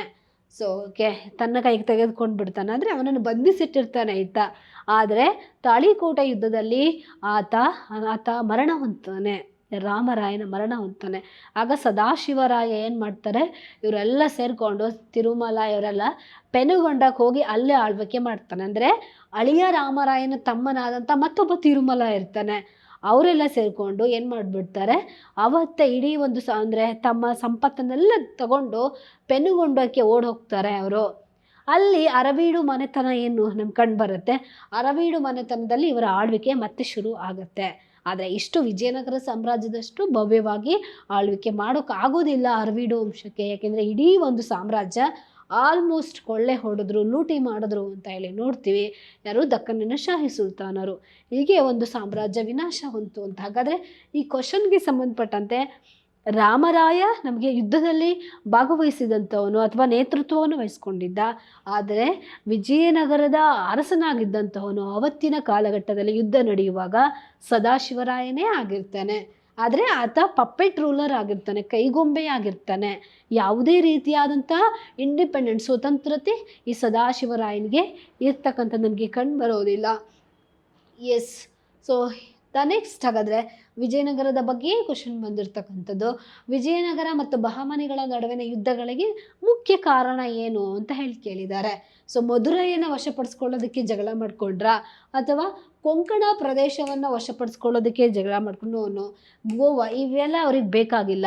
ಮತ್ತು ಯಾವುದಕ್ಕಾಗಿ ಇವರ ಮಧ್ಯೆ ಯುದ್ಧಕ್ಕೆ ಕಾರಣ ಅಂದರೆ ನಮಗೆ ರಾಯಚೂರು ದೋವಾ ಪ್ರದೇಶ. ಮೊದಲಿಗೆ ಏನಪ್ಪ ಅಂದರೆ ಈ ವಿಜಯನಗರ ಮತ್ತು ಬಹಮನಿಗಳಿಗೂ ನಮಗೆ ಹೆಚ್ಚು ಯುದ್ಧಗಳು ನಡೆಯುವಂಥದ್ದು ಒಂದೇ ಕಾರಣ. ಬಹಮನಿ ಏನಂತಾರೆ, ರಾಯಚೂರು ದೋವಾಬ್ ಅಂತಕ್ಕಂಥ ಒಂದು ಪ್ರದೇಶವನ್ನು ವಶಪಡಿಸ್ಕೊಳ್ಬೇಕು. ಏನಿದು ರಾಯಚೂರು ಈ ದೋವಾಬ್ ಅಷ್ಟೊಂದು ವೈಶಿಷ್ಟ್ಯತೆ ಏನು ಅಂತ ಹೇಳಿ ನೋಡಿದ್ರೆ, ಈ ಕೃಷ್ಣ ಮತ್ತು ತುಂಗಭದ್ರಾ ನದಿ ಪ್ರದೇಶಗಳು ಒಂದಾಗುವಂತಹ ಸ್ಥಳ. ಇದು ಒಂದು ರೀತಿ ಫರ್ಟೈಲ್ ಲ್ಯಾಂಡ್ ಅಂತ ಹೇಳಿ ಕರಿತೀವಿ. ಇವೆರಡೂ ನದಿಗಳು ಕೂಡ್ಕೊಂಡು ಒಂದು ತ್ರಿಕೋನಾಕೃತಿಯಲ್ಲಿ ಕೂಡ್ಕೊಳ್ತವೆ. ಹಾಗಾಗಿ ಇದು ಒಂದು ಫಲವತ್ತಾದ ಪ್ರದೇಶ ಅಂತ ಹೇಳಿ. ಈ ಫಲವತ್ತಾದ ಪ್ರದೇಶವನ್ನು ಪಡೆದುಕೊಳ್ಬೇಕು ಅಂತಲೇ ಇಲ್ಲಿ ಏನಾಗತ್ತೆ, ಒಂದು ಕಡೆ ಬಹಮನಿಗಳು ಇದ್ರ ಮೇಲೆ ದಾಳಿ ಮಾಡ್ತಾರೆ. ಈ ಕಡೆಯಿಂದ ಬಹಮನಿಗಳು, ದಕ್ಷಿಣದಿಂದ ನಮಗೆ ಯಾರಿದ್ದಾರೆ, ವಿಜಯನಗರದ ಅರಸರು. ಸೊ ಈ ರಾಯಚೂರನ್ನು ಪಡೆದುಕೊಳ್ಬೇಕು ಅನ್ನೋ ಕಾರಣಕ್ಕಾಗಿ 1520ರಲ್ಲಿ ಕೃಷ್ಣದೇವರಾಯ ರಾಯಚೂರು ದೋವಾಬನ್ನು ಬಹಮನಿಗಳಿಂದ ಕಿತ್ಕೊಬಿಡ್ತಾನೆ. ಸೊ ಹಂಗಾಗಿ ಅಗೈನು ಬಹಮನಿಗಳು ಹೊಂಚಾಗ್ತಾ ಇರ್ತಾರೆ. ಮತ್ತೆ ಈ ರಾಯಚೂರು ದೋವಾಬನ್ನು ವಶಪಡಿಸ್ಕೊಳ್ಬೇಕು ಅನ್ನೋ ಕಾರಣಕ್ಕಾಗಿ. ಒಂದು ರಾಯಚೂರು ದೋವಾಬ್ ಒಂದು ಪ್ರತಿಷ್ಠೆಯ ಸಂಕೇತ, ಆದರೆ ಒಂದು ಫಲವತ್ತಾದ ಪ್ರದೇಶ. ಈ ಪ್ರದೇಶವನ್ನು ವಶಪಡಿಸ್ಕೊಂಡ್ರೆ ತಮ್ಮ ಸಾಮ್ರಾಜ್ಯಕ್ಕೆ ಸೇರಿಸ್ಕೊಳ್ಳೋದ್ರಿಂದ ಆದಾಯ ಹೆಚ್ಚಾಗತ್ತಲ್ವ. ಆ ಕಾರಣಕ್ಕಾಗಿ ಇವೆರಡೂ ಸಾಮ್ರಾಜ್ಯಗಳು ಕಿತ್ತಾಡೋದು ಅಂತ ಹೇಳಿ ನೋಡ್ತೀವಿ.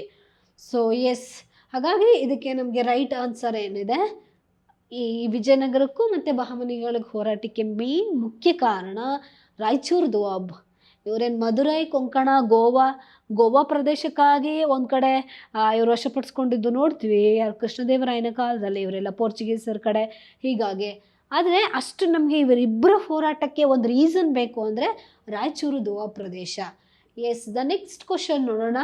ಬೆಳಗಾವಿಯಲ್ಲಿ ಉಪ್ಪನ್ನು ಹರಾಜು ಹಾಕಿ 1930ರ ಏಪ್ರಿಲ್ನಲ್ಲಿ ಉಪ್ಪಿನ ಕಾನೂನನ್ನು ಉಲ್ಲಂಘಿಸಿದವರು ಯಾರು? ಓಕೆ, ಬೆಳಗಾವಿಯಲ್ಲಿ ಉಪ್ಪನ್ನ ಹರಾಜಕ್ಕೆ 1930 ಅಂತ ಹೇಳಿ ನಾವು ಈ ಕ್ವಶನನ್ನು ನೋಡ್ತೀವಿ. ಹಾಗಾದರೆ ಇಲ್ಲಿ ನಾವು ಬರೋಣ. ಕಾರ್ನಾಡ್ ಸದಾಶಿವರಾವ್ ಅಂತ ಇಲ್ಲಿ ಒಂದು ಹೆಸರು ಬರುತ್ತೆ ಇಲ್ಲಿ. ಹಾಗೆಯೇ ಕಾರ್ನಾಡ್ ಸದಾಶಿವರಾವ್, RR ದಿವಾಕರ್, ಹನುಮಂತರಾವ್ ಕೌಜಲಗಿ. ಈ ಕಾರ್ನಾಡ್ ಸದಾಶಿವರಾಯರನ್ನು ನಾವೇನು ನೋಡ್ತೀವಿ, ಇವರು ನಮಗೆ ಒಬ್ಬರು ಫ್ರೀಡಮ್ ಫೈಟರು, ಒಂದು ಸ್ವತಂತ್ರ ಹೋರಾಟದಲ್ಲಿ ಇವರು ಭಾಗವಹಿಸಿರ್ತಾರೆ. ಆದರೆ ಇವರನ್ನು ನಾವು ಯಾವಾಗ ನೋಡ್ತೀವಿ, ಯೂನಿಫಿಕೇಶನ್ ಆಫ್ ಕರ್ನಾಟಕದಲ್ಲಿ ಇವರ ಹೆಸರುಗಳು ಬರ್ತವೆ. ಕಾರ್ನಾಡ್ ಸದಾಶಿವರಾವ್ ಅವರ ಹೆಸರು. ಹಾಗೆಯೇ RR ದಿವಾಕರ್, ಹನುಮಂತರಾವ್ ಕೌಜಲಗಿ, ನೀವೇನು ಕರ್ನಾಟಕದ ಏಕೀಕರಣ ಚಳುವಳಿಯಲ್ಲಿ ಇವರ ನೇತೃತ್ವದಲ್ಲಿ ಕರ್ನಾಟಕದಾದ್ಯಂತ ಏನು ಸತ್ಯಾಗ್ರಹ ಹೋರಾಟಗಳಲ್ಲಿ ಇವರು ಭಾಗವಹಿಸಿರ್ತಾರೆ. ಆದರೆ ಬೆಳಗಾವಿಯಲ್ಲಿ ಉಪ್ಪಿನ ಕಾನೂನನ್ನು ಹರಾಜು ಹಾಕಿ ಇಡೀ ಒಂದು ಉಪ್ಪಿನ ಕಾನೂನನ್ನು ಉಲ್ಲಂಘನೆ ಮಾಡುವಂಥದ್ದು ಯಾರು ಅಂದರೆ ಈ ಗಂಗಾಧರ ರಾವ್ ದೇಶಪಾಂಡೆ ಅಂತಕ್ಕಂಥವ್ರು. ಗಂಗಾಧರ ರಾವ್ ದೇಶಪಾಂಡೆ ತುಂಬ ಪ್ರಮುಖ ಆಗ್ತಾರೆ. ಯಾಕೆ ಅಂತ ಹೇಳಿದಾಗ ನಮಗೆ 1900 ಇವ್ರ ಬಗ್ಗೆ ಡೀಟೇಲ್ ಆಗಿ ತಿಳ್ಕೊಳಕ್ಕೆ ಹೋದರೆ 1920ರಲ್ಲಿ ಗದಗದಲ್ಲಿ ಕರ್ನಾಟಕ ಪ್ರದೇಶ ಕಾಂಗ್ರೆಸ್ ಕಮಿಟಿ ಸ್ಥಾಪನೆ ಆಗುತ್ತೆ 1920ಯಲ್ಲಿ. ಈ KPCC ಅಧ್ಯಕ್ಷತೆ ಗಂಗಾಧರ ರಾವ್ ದೇಶಪಾಂಡೆ ಅವರ ನೇತೃತ್ವದಲ್ಲಿ ನಡೀತು ಅಂತ ಹೇಳಿ ನೋಡ್ತೀವಿ. ಕರ್ನಾಟಕ ಏಕೀಕರಣ ಚಳವಳಿಯಲ್ಲೇ ಬರುವಂಥದ್ದು ಇದಾಗೇನು. ಇದು ಗಂಗಾಧರ ರಾವ್ ದೇಶಪಾಂಡೆ ಅವರ ನೇತೃತ್ವದಲ್ಲಿ ಈ KPCC ಅಧ್ಯಕ್ಷತೆಯನ್ನು ಈ ಗಂಗಾಧರ ರಾವ್ ದೇಶಪಾಂಡೆ ಅಂತಕ್ಕಂಥವ್ರು ವಹಿಸ್ಕೊಂಡ್ರು ಅಂತ ಹೇಳಿ ನೋಡ್ತೀವಿ. ಇನ್ನೊಂದು ನಮಗೆ ಗಂಗಾಧರ ರಾವ್ ದೇಶಪಾಂಡೆ ಅಂತ ಹೇಳಿದಾಗ ಇನ್ನೊಂದು ಏನು ಬರುತ್ತೆ, ಬೆಳಗಾವಿ ಕಾಂಗ್ರೆಸ್ ಸೆಷನ್ ಎಷ್ಟರಲ್ಲಿ ನಡೆಯುತ್ತೆ 1924 ಅಲ್ವಾ. 1924ರಲ್ಲಿ ಗಾಂಧೀಜಿ ಈ INC ಇಂಡಿಯನ್ ನ್ಯಾಷನಲ್ ಕಾಂಗ್ರೆಸ್ನ ಅಧ್ಯಕ್ಷತೆಯನ್ನು ವಹಿಸ್ಕೊಳ್ಳೋದಕ್ಕೆ ಬೆಳಗಾವಿಗೆ ಬಂದಿರ್ತಾರೆ. ಈ ಬೆಳಗಾವಿ ಅಧ್ಯಕ್ಷತೆಯನ್ನು ಯಾರು ವಹಿಸ್ಕೊಂಡ್ರೆ ಗಾಂಧೀಜಿ ಅಂತ ಹೇಳಿ ನೋಡ್ತೀವಿ. ಆಗ ಗಾಂಧೀಜಿಯನ್ನು ಇನ್ವೈಟ್ ಮಾಡ್ಕೊಳ್ಳೋದಕ್ಕೆ ಸ್ವಾಗತ ಕಮಿಟಿಯ ಸ್ವಾಗತವನ್ನು ಮಾಡ್ಕೊಳ್ಳೋದಕ್ಕೆ ಗಂಗಾಧರ ದೇಶಪಾಂಡೆ ಅವರ ನೇತೃತ್ವದಲ್ಲಿ ಸ್ವಾಗತವನ್ನು ಮಾಡಿಕೊಳ್ಳಾಯಿತು ಅಂತ ಹೇಳಿ ನೋಡ್ತೀವಿ. ಆದರೆ ಬೆಳಗಾಂ ಸೆಷನ್ ಆದಾಗ ಸುಮಾರು ಲೀಡರ್ಸ್ಗಳು, Ali brothers, Sarojini Naidu, and then Gandhiji, and then Jawaharlal Nehru, Sardar Vallabhbhai Patel ಬಂದಿರ್ತಾರೆ. ಆಗ ಅವರನ್ನು ಇನ್ವೈಟ್ ಮಾಡ್ಕೊಳ್ಳೋ, ಅದರಲ್ಲೂ ಗಾಂಧೀಜಿ ಇವರನ್ನು ಇನ್ವೈಟ್ ಮಾಡ್ಕೊಳ್ಳೋದಕ್ಕೆ ಸ್ವಾಗತ ಕಮಿಟಿಯ ಅಧ್ಯಕ್ಷತೆಯನ್ನು ಇವರು ವಹಿಸ್ಕೊಂಡಿದ್ರು. ಸ್ವಾಗತ ಕಮಿಟಿಯಲ್ಲಿ ಗಂಗಾಧರ ರಾವ್ ದೇಶಪಾಂಡೆಯನ್ನು ನೋಡ್ತೀವಿ. ಇನ್ನೊಂದು ಗಂಗಾಧರ ರಾವ್ ದೇಶಪಾಂಡೆ ಅಂತ ಹೇಳಿದಾಗ 1930ರ ಘಟ್ಟದಲ್ಲಿ ಏನಾಗುತ್ತೆ, ನಾವು ಗಾಂಧೀಜಿ ಕಾನೂನು ಭಂಗ ಚಳುವಳಿಗೆ ಕರೆ ಕೊಡ್ತಕ್ಕಂಥದ್ದು ನೋಡ್ತೀವಿ. ಆ ಚಳುವಳಿ ಕರ್ನಾಟಕದಲ್ಲೂ ಕೂಡ ನಡೆಯುತ್ತೆ. ಆ ಸಂದರ್ಭದಲ್ಲಿ ಏನು ಮಾಡ್ತಾರೆ, ಗಂಗಾಧರ ರಾವ್ ದೇಶಪಾಂಡೆ ಈ ಬೆಳಗಾವಿಯಲ್ಲಿ ಉಪ್ಪನ್ನು ಹರಾಜು ಹಾಕೋದ್ರ ಮೂಲಕ ಏಪ್ರಿಲ್ನಲ್ಲಿ 1930ರಲ್ಲಿ ಉಪ್ಪಿನ ಕಾನೂನನ್ನು ಮುರಿತಾರೆ. ಯಾಕೆಂದರೆ ಉಪ್ಪು ನಮ್ಮದು ಬೇಸಿಕ್ ಸಾಲ್ಟ್ ಏನಿದೆ ಅದ್ರ ಮೇಲೆ ಬ್ರಿಟಿಷರು ತೆರಿಗೆ ಹಾಕಿಬಿಡ್ತಾರೆ. ಹಾಗಾಗಿ ಏನು ಮಾಡ್ತಾರೆ, ಬೇಸಿಕ್ ಆದಂಥ ಈ ಐಟಮ್ ಮೇಲೆ ಬ್ರಿಟಿಷರು ತೆರಿಗೆ ಹಾಕಿರೋದ್ರಿಂದ ಇದನ್ನು ವಿರೋಧಿಸಿ ಇವರು ಏನು ಮಾಡ್ತಾರೆ, ಉಪ್ಪಿನ ಕಾನೂನನ್ನು ಉಲ್ಲಂಘಿಸಿದರು ಅಂತ ಹೇಳಿ ನೋಡ್ತೀವಿ. ಅದರ ಜೊತೆಗೆ ಈತ ಒಂದು ಅಂದರೆ ಏನು ಮಾಡ್ತಾರೆ, ಗಂಗಾಧರ ಖಾದಿ ಘಟಕವನ್ನು ಪ್ರಾರಂಭ ಮಾಡ್ತಾರೆ. ಬೆಳಗಾವಿಯಲ್ಲಿ ಒಂದು ಆಶ್ರಮದಲ್ಲಿ, ಅಂದರೆ ಕುಮಾರಿ ಹುದಲಿ ಬಳಿ ಒಂದು ಆಶ್ರಮದಲ್ಲಿ ಇವರು ಖಾದಿ ಘಟಕವನ್ನು ಪ್ರಾರಂಭ ಮಾಡ್ತಾರೆ. ಖಾದಿ ಘಟಕ ಅಂತಕ್ಕಂಥದ್ದು ಈ ದೇಶಪಾಂಡೆ ಅವರ ನೇತೃತ್ವದಲ್ಲಿ ಪ್ರತಿ ಹಳ್ಳಿಗೂ ಹೋಗಿ ಖಾದಿಯನ್ನು ನೀವು ಬಳಸಿ, ಹಾಗೆ ಚರಕದಿಂದ ನೂಲು ತೆಗೀರಿ ಅಂತಕ್ಕಂತಹ ಒಂದು ಪ್ರೇರಣೆಯನ್ನು ಜನರಿಗೆ ಕೊಡುವಂಥದ್ದನ್ನು ನಾವು ಗಮನಿಸ್ತೀವಿ. ಹಾಗಾಗಿ ಇವರನ್ನು ಗಂಗಾಧರ ರಾವ್ ದೇಶಪಾಂಡೆಯನ್ನು ಏನಂತ ಹೇಳಿ ಕರೀತಾರೆ, ಖಾದಿ ಭಗೀರಥ ಆಫ್ ಕರ್ನಾಟಕ, ಅಂದರೆ ಕರ್ನಾಟಕದ ಈ ಖಾದಿ ಭಗೀರಥ ಅಂತ ಹೇಳಿ ಕರೀತಾರೆ ಇವರನ್ನು. ಕರ್ನಾಟಕದ ಖಾದಿ ಭಗೀರಥ. ಈ ರೀತಿ ಗಂಗಾಧರ ರಾವ್ ದೇಶಪಾಂಡೆಯವರನ್ನು ಒಂದು KPCCಯಲ್ಲಿ ನೋಡ್ತೀವಿ, ಇನ್ನೊಂದು ಬೆಳಗಾವಿ ಸೆಷನ್ನಲ್ಲಿ ಅವರನ್ನು ಗಮನಿಸ್ತೀವಿ. ಆ್ಯಂಡ್ ದೆನ್ ಬೆಳಗಾವಿಯಲ್ಲಿ ಆದಂಥ ಉಪ್ಪಿನ ಕಾನೂನು ಇದನ್ನು ಮುರಿದಂಥವರಲ್ಲಿ ಇವರು ಕೂಡ, ಗಂಗಾಧರ ದೇಶಪಾಂಡೆ ಕೂಡ ಒಬ್ಬರು ಅಂತ ಹೇಳಿ ನೋಡ್ತೀವಿ. ಇನ್ನೊಂದು ಕ್ವಶನ್ ಏನಿದೆ, ಹಿಂದೂಸ್ತಾನ್ ಸೇವಾದಳದ ಸ್ಥಾಪಕರು, Hindustan Seva, who was the established Hindustan Seva Dal ಅಂತ ಹೇಳಿ. ಅದರಲ್ಲಿ NS ಹರ್ಡಿಕರ್, ಹಾಗೆಯೇ ಗಂಗಾಧರ ರಾವ್ ದೇಶಪಾಂಡೆ, ಕಾರ್ನಾಡ್ ಸದಾಶಿವರಾವ್ ಅಂತ ಹೇಳಿದೆ.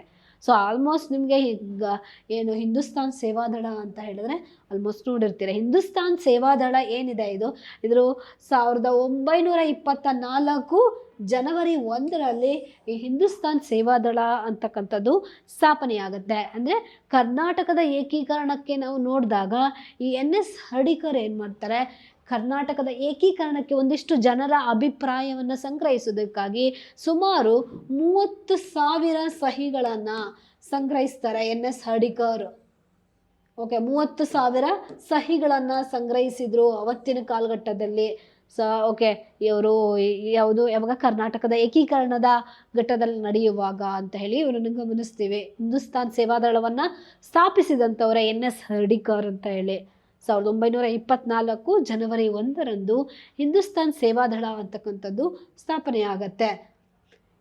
ಗಂಗಾಧರರಾವ್ ದೇಶಪಾಂಡೆ ಬಗ್ಗೆ ನಾವು ಆಲ್ರೆಡಿ ಈಗ ನೋಡ್ಬಿಟ್ಟಿದ್ದೀವಿ.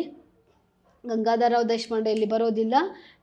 NS ಹರ್ಡಿಕರ್ ಇವ್ರ ಬಗ್ಗೆ ಇನ್ನೊಂದು ಸ್ವಲ್ಪ ಡೀಟೇಲ್ ಆಗಿ ನೋಡ್ಬಿಡೋಣ.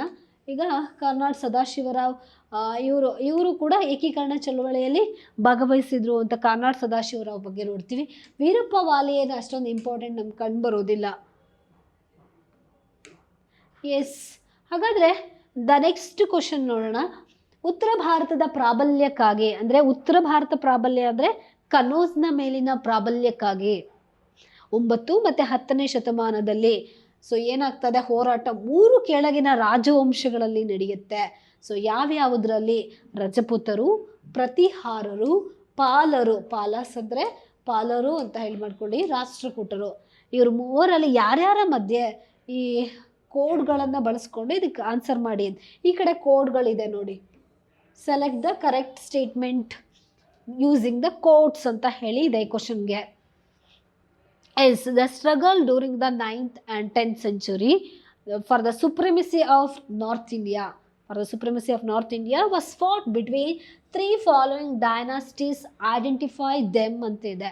3 ರಾಜವಂಶಗಳ ನಡುವೆ ತ್ರಿಪಕ್ಷಗಳ ಯುದ್ಧ ಅಂತ ಹೇಳಿ ನಡೆಯುತ್ತೆ. ಇದನ್ನು ನಾವು ಟ್ರಿಪಾರ್ಟಿಟ್ ಸ್ಟ್ರಗಲ್ ಅಂತ ಹೇಳಿ ಕರಿತೀವಿ. ಹಾಗಾದರೆ ಯಾರ್ಯಾರ ಮಧ್ಯೆ ನಡೆಯುತ್ತೆ ಅಂತ ಹೇಳಿ ನೋಡೋಣ.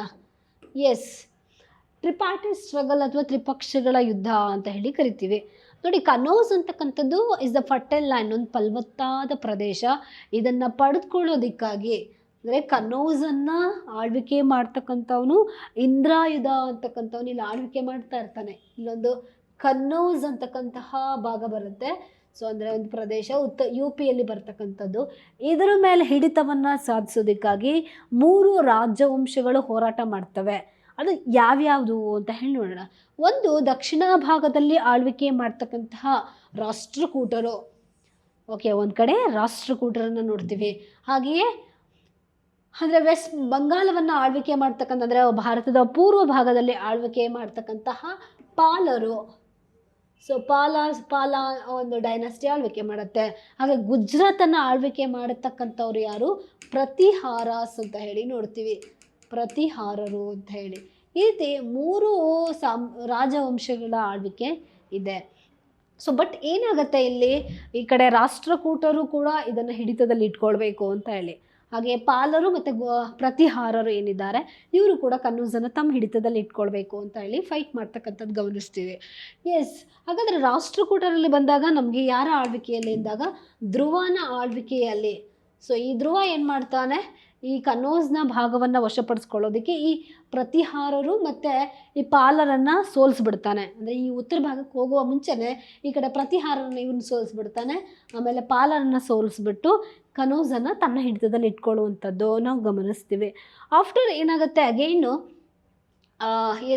ಅಂದರೆ ಪ್ರತಿಹಾರರಲ್ಲಿ ವತ್ಸರಾಜ ಇರ್ತಾನೆ. ಪ್ರತಿಹಾರರಲ್ಲಿ ಬಂದಾಗ ವತ್ಸರಾಜನ ಆಳ್ವಿಕೆ ಇರುತ್ತೆ. ವತ್ಸರಾಜ. ಪಾಲರಲ್ಲಿ ಬಂದಾಗ ಧರ್ಮಪಾಲ ಅಂತಕ್ಕಂಥವನ ಆಳ್ವಿಕೆ. ಈ ಧರ್ಮಪಾಲನ ಆಳ್ವಿಕೆಯಲ್ಲಿ ಕನೌಜನ್ನು ತನ್ನ ಹಿಡಿತದಲ್ಲಿ ಇಟ್ಕೋಬೇಕು ಅಂತ. ರಾಷ್ಟ್ರಕೂಟರಿಗೆ ಬಂದಾಗ ಧ್ರುವನ ಆಳ್ವಿಕೆ. ಈ ಧ್ರುವ ಏನು ಮಾಡ್ತಾನೆ, ವತ್ಸರಾಜನನ್ನು ಒಂದು ಕಡೆ ಸೋಲಿಸ್ತಾನೆ, ಇನ್ನೊಂದು ಕಡೆ ಧರ್ಮಪಾಲನನ್ನು ಕೂಡ ಹದ್ದುಬಸ್ತಿನಲ್ಲಿ ಇಟ್ಕೊಳ್ತಾನೆ. ಹಾಗಾಗಿ ಕನೌಜ್ ಈತನ ಹಿಡಿತದಲ್ಲಿತ್ತು ಅಂತ ಹೇಳಿ ನೋಡ್ತೀವಿ. ಹಾಗಾದರೆ ನೆಕ್ಸ್ಟ್ ಧ್ರುವನ ನಂತರದಲ್ಲಿ ಬರ್ತಕ್ಕಂಥ ಆತನ ಮಗ 3ನೇ ಗೋವಿಂದ ಅಂತಕ್ಕಂಥವ್ನು ಬರ್ತಾನೆ. ಈ 3ನೇ ಗೋವಿಂದನ ಕಾಲದಲ್ಲಿಯೂ ಕೂಡ ಈತ ಕೂಡ ಈಸ್ ಅ ಪವರ್ಫುಲ್ ರೂಲರ್ ಅಂತ ಹೇಳಿ ನಾವು ನೋಡ್ಬೋದು. ಈ ಗೋವಿಂದ ಏನು ಮಾಡ್ತಾನೆ, ಈತ ಕೂಡ ಈ ಏನು ಉತ್ತರ ಭಾಗದ ಈ ಕನೌಜ್ ಮೇಲೆ ಹಿಡಿತವನ್ನು ಇಟ್ಕೊಳ್ತಾನೆ. ಈತ ಏನು ಮಾಡ್ತಾನೆ, ಚಕ್ರಾಯುಧನನ್ನು ಇಂದ್ರಾಯುಧ ಫಸ್ಟ್ ಆಳ್ವಿಕೆ ಮಾಡ್ತಾನೆ. ಕೊನೆಗೆ ಚಕ್ರಾಯುಧನನ್ನು ನೇಮಕ ಮಾಡಿಬಿಡ್ತಾನೆ ಅಲ್ಲಿ. ಆಮೇಲೆ ಜೊತೆಗೆ ಏನು ಪ್ರತಿಹಾರರಲ್ಲಿ ವತ್ಸರಾಜನ ನಂತರ ನಾಗಭಟನ ಆಳ್ವಿಕೆ ಇರುತ್ತೆ, ಎರಡನೇ ನಾಗಭಟ ಅಂತ ಹೇಳಿ ಆಳ್ವಿಕೆ ಇರುತ್ತೆ, ಈತನನ್ನು ಸೋಲಿಸ್ತಾನೆ. ಹಾಗೆ ಪಾಲನಲ್ಲಿ ಅಗೇನ್ ಧರ್ಮಪಾಲ ನಮಗೆ ಕಂಡು ಬರ್ತಾನೆ. ಇವರನ್ನು ಸೋಲಿಸೋದ್ರ ಮೂಲಕ ಈ ನಮ್ಮ ಯಾರು ಧ್ರುವ ಏನು ಮಾಡ್ತಾನೆ, ಕನೌಜನ್ನು ತನ್ನ ಹಿಡಿತದಲ್ಲಿ ಇಟ್ಕೊಂಡ.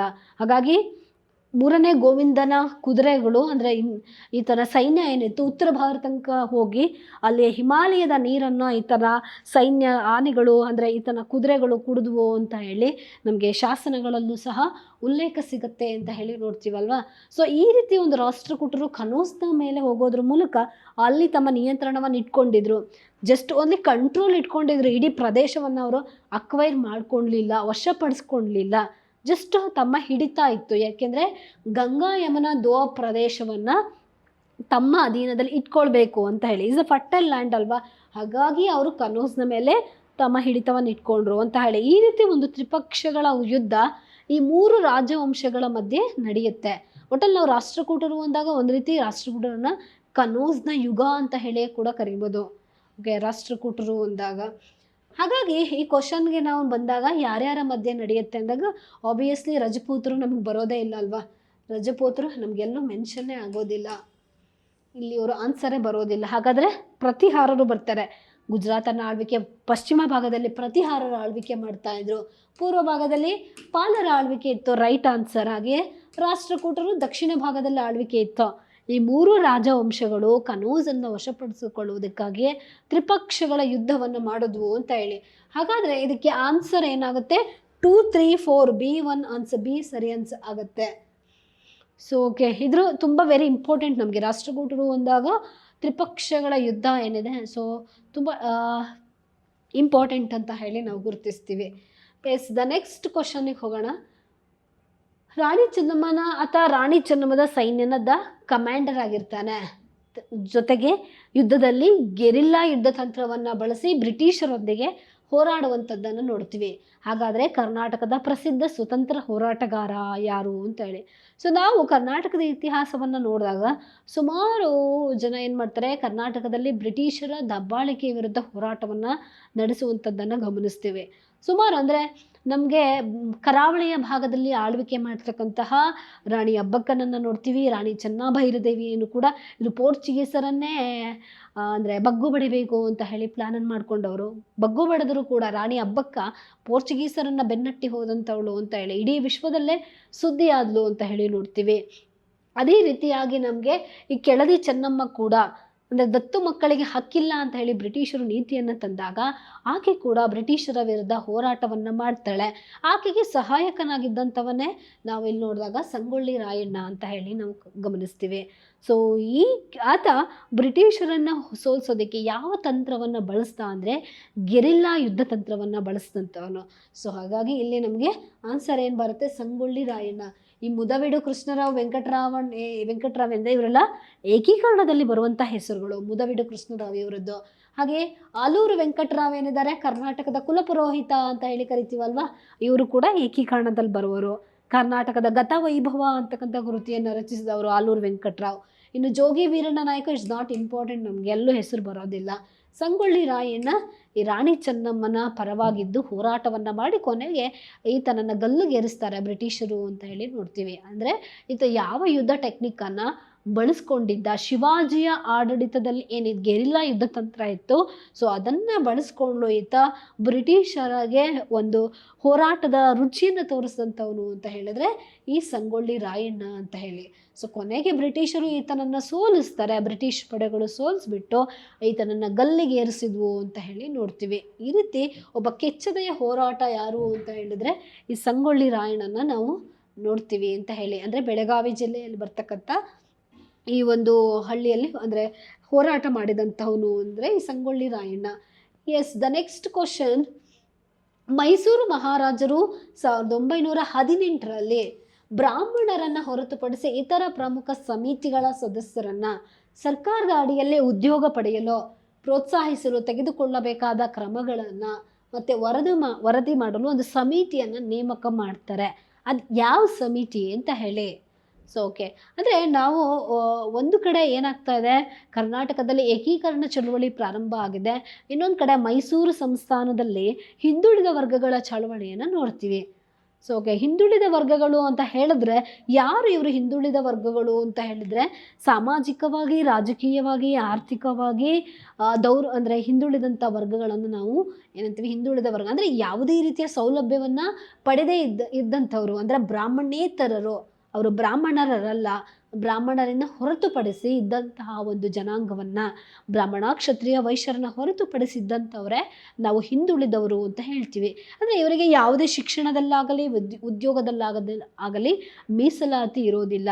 ಸೊ ಹಾಗಾಗಿಯೇ ಒಂದು ಹಿಂದುಳಿದ ವರ್ಗಗಳ ಚಳವಳಿ ಅಂತಕ್ಕಂಥದ್ದು ನಾವು ಗಮನಿಸ್ತೀವಿ. ಅಂದರೆ ನಾವು ಮೈಸೂರು ಸಂಸ್ಥಾನದಲ್ಲಿ ಆಳ್ವಿಕೆ ಮಾಡಿದಂಥ ಇದು ಹೇಗೆ ಪ್ರಾರಂಭ ಆಯಿತು ಅಂತ ಹೇಳಿ ನೋಡಿದಾಗ, ಮೈಸೂರು ಸಂಸ್ಥಾನದಲ್ಲಿ ದಿವಾನರಾಗಿ ಆಳ್ವಿಕೆ ಮಾಡಿದವರನ್ನು ನಾವು ನೋಡ್ತೀವಿ.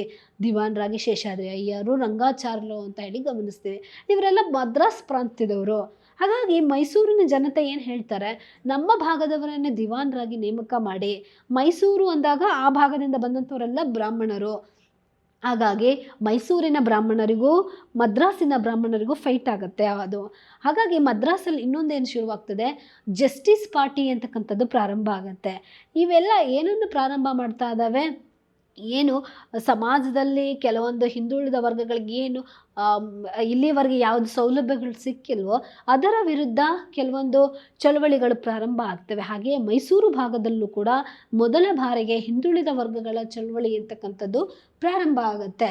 ಸೊ ಹಾಗಾದರೆ ಈ ಸಮಿತಿ ಏನಿದೆ, ಅಂದರೆ ಈಗ ಈ ಅಂದರೆ ಈ ಹಿಂದುಳಿದ ವರ್ಗಗಳ ಚಳವಳಿಯ ಬಗ್ಗೆ ವರದಿ ಮಾಡೋದಕ್ಕೆ ನಾಲ್ವಡಿ ಕೃಷ್ಣರಾಜ ಒಡೆಯರ್ ಆ ಸಮಯದಲ್ಲಿ ಇದ್ದಂಥವ್ರು ಒಡೆಯರಾಗಿ ಮೈಸೂರಲ್ಲಿ. ಅಂದರೆ ನಾಲ್ವಡಿ ಕೃಷ್ಣರಾಜ ಒಡೆಯರಿದ್ರು, ಜೊತೆಗೆ ಸರ್ ಎಂ ವಿಶ್ವೇಶ್ವರಯ್ಯನವರನ್ನು ನೋಡ್ತೀವಿ.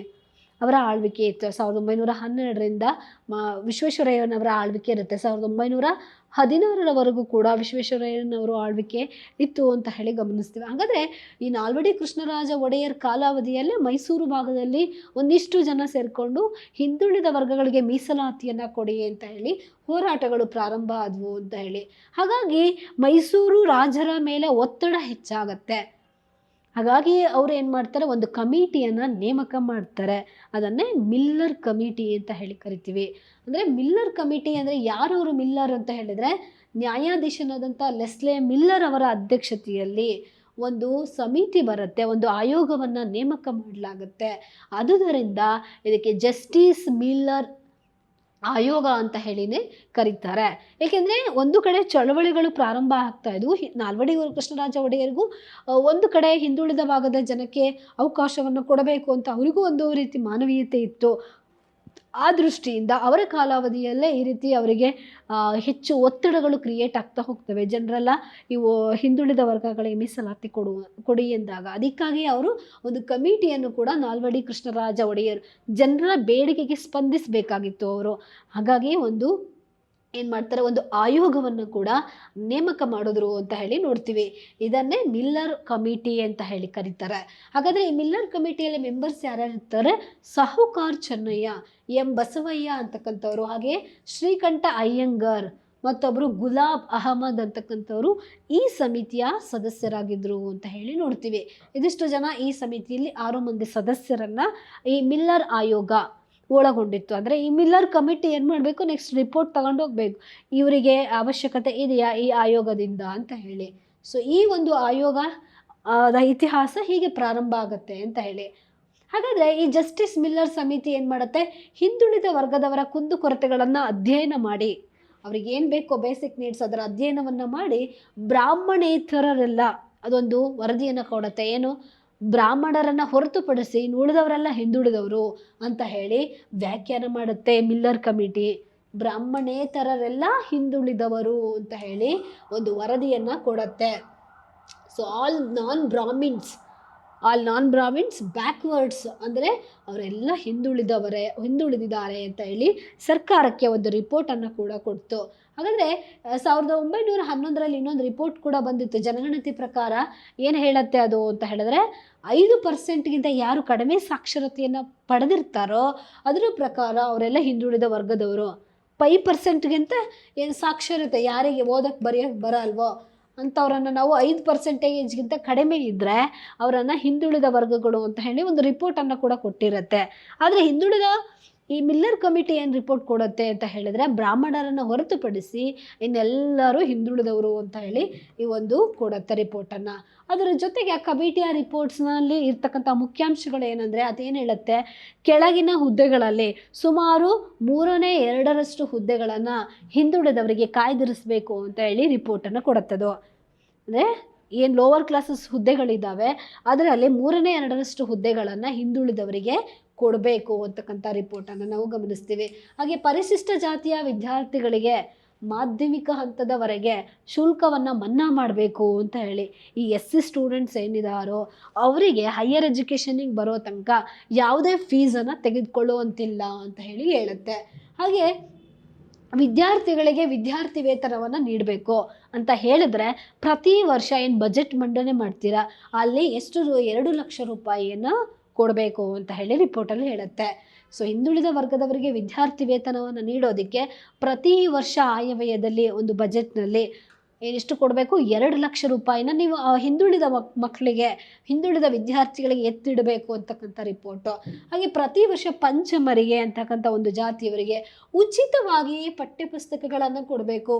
ಓಕೆ, ಉಚಿತವಾದಂತಹ ಒಂದು ಪಠ್ಯಪುಸ್ತಕಗಳನ್ನು ಅವರಿಗೆ ನೀವು ವಿತರಣೆ ಮಾಡಬೇಕು ಅಂತ ಹೇಳುತ್ತೆ. ಯಾಕೆಂದರೆ ಬುಕ್ಸ್ ಕೊಳ್ಳೋಕ್ಕಾಗಲಿಲ್ಲ ಅಂದರೂ ಸ್ಕೂಲಿಗೆ ಬರೋಲ್ಲ, ಫೀಸ್ ಕಟ್ಟೋಕ್ಕಾಗಲಿಲ್ಲ ಅಂದರೂ ಸ್ಕೂಲಿಗೆ ಬರೋಲ್ಲ. ಸೊ ಹಾಗಾಗಿಯೇ ಈ ರೀತಿಯಾದಂಥ ಒಂದು ರಿಪೋರ್ಟು ಜಾರಿಗೆ ಬರ್ತಾ ಇದೆ 1918ರ ಸಮಯದಲ್ಲಿ. ಇನ್ನೇನು ಹೇಳ್ತಾರೆ, ಪರಿಶಿಷ್ಟ ಶಾಲೆಗಳಲ್ಲಿ ಪ್ರವೇಶವನ್ನು ಕೊಡಬೇಕು ಅವರಿಗೆ, ಪಂಚಮರಿಗೆ ಅಂತ ಹೇಳಿ ಜಾತಿಯವರಿಗೆ ಪರಿಶಿಷ್ಟ ಶಾಲೆಗಳಲ್ಲಿ ಇವರಿಗೂ ಕೂಡ ಪ್ರವೇಶವನ್ನು ಕೊಡಬೇಕು ಅಂತ ಹೇಳುತ್ತೆ. ಹಾಗೆ ಇನ್ನೊಂದೇನು ಹೇಳುತ್ತೆ, ಏನು ಬ್ಯಾಕ್ವರ್ಡ್ ಕ್ಲಾಸಲ್ಲಿ ಬರ್ತಕ್ಕಂಥ ಸ್ಟೂಡೆಂಟ್ಸಿಗೆ, ಹಿಂದುಳಿದ ವರ್ಗಗಳಿಗೆ ಏನು ಹೇಳ್ತೀವಿ, ಅವರಿಗೆ ನೀವು ಎಂಟ್ರಿಯನ್ನು ನಿರಾಕರಿಸೋ ಹಾಗಿಲ್ಲ, ಪ್ರವೇಶವನ್ನು ನಿರಾಕರಣೆ ಮಾಡೋ ಹಾಗಿಲ್ಲ ಅಂತ ಹೇಳುತ್ತೆ.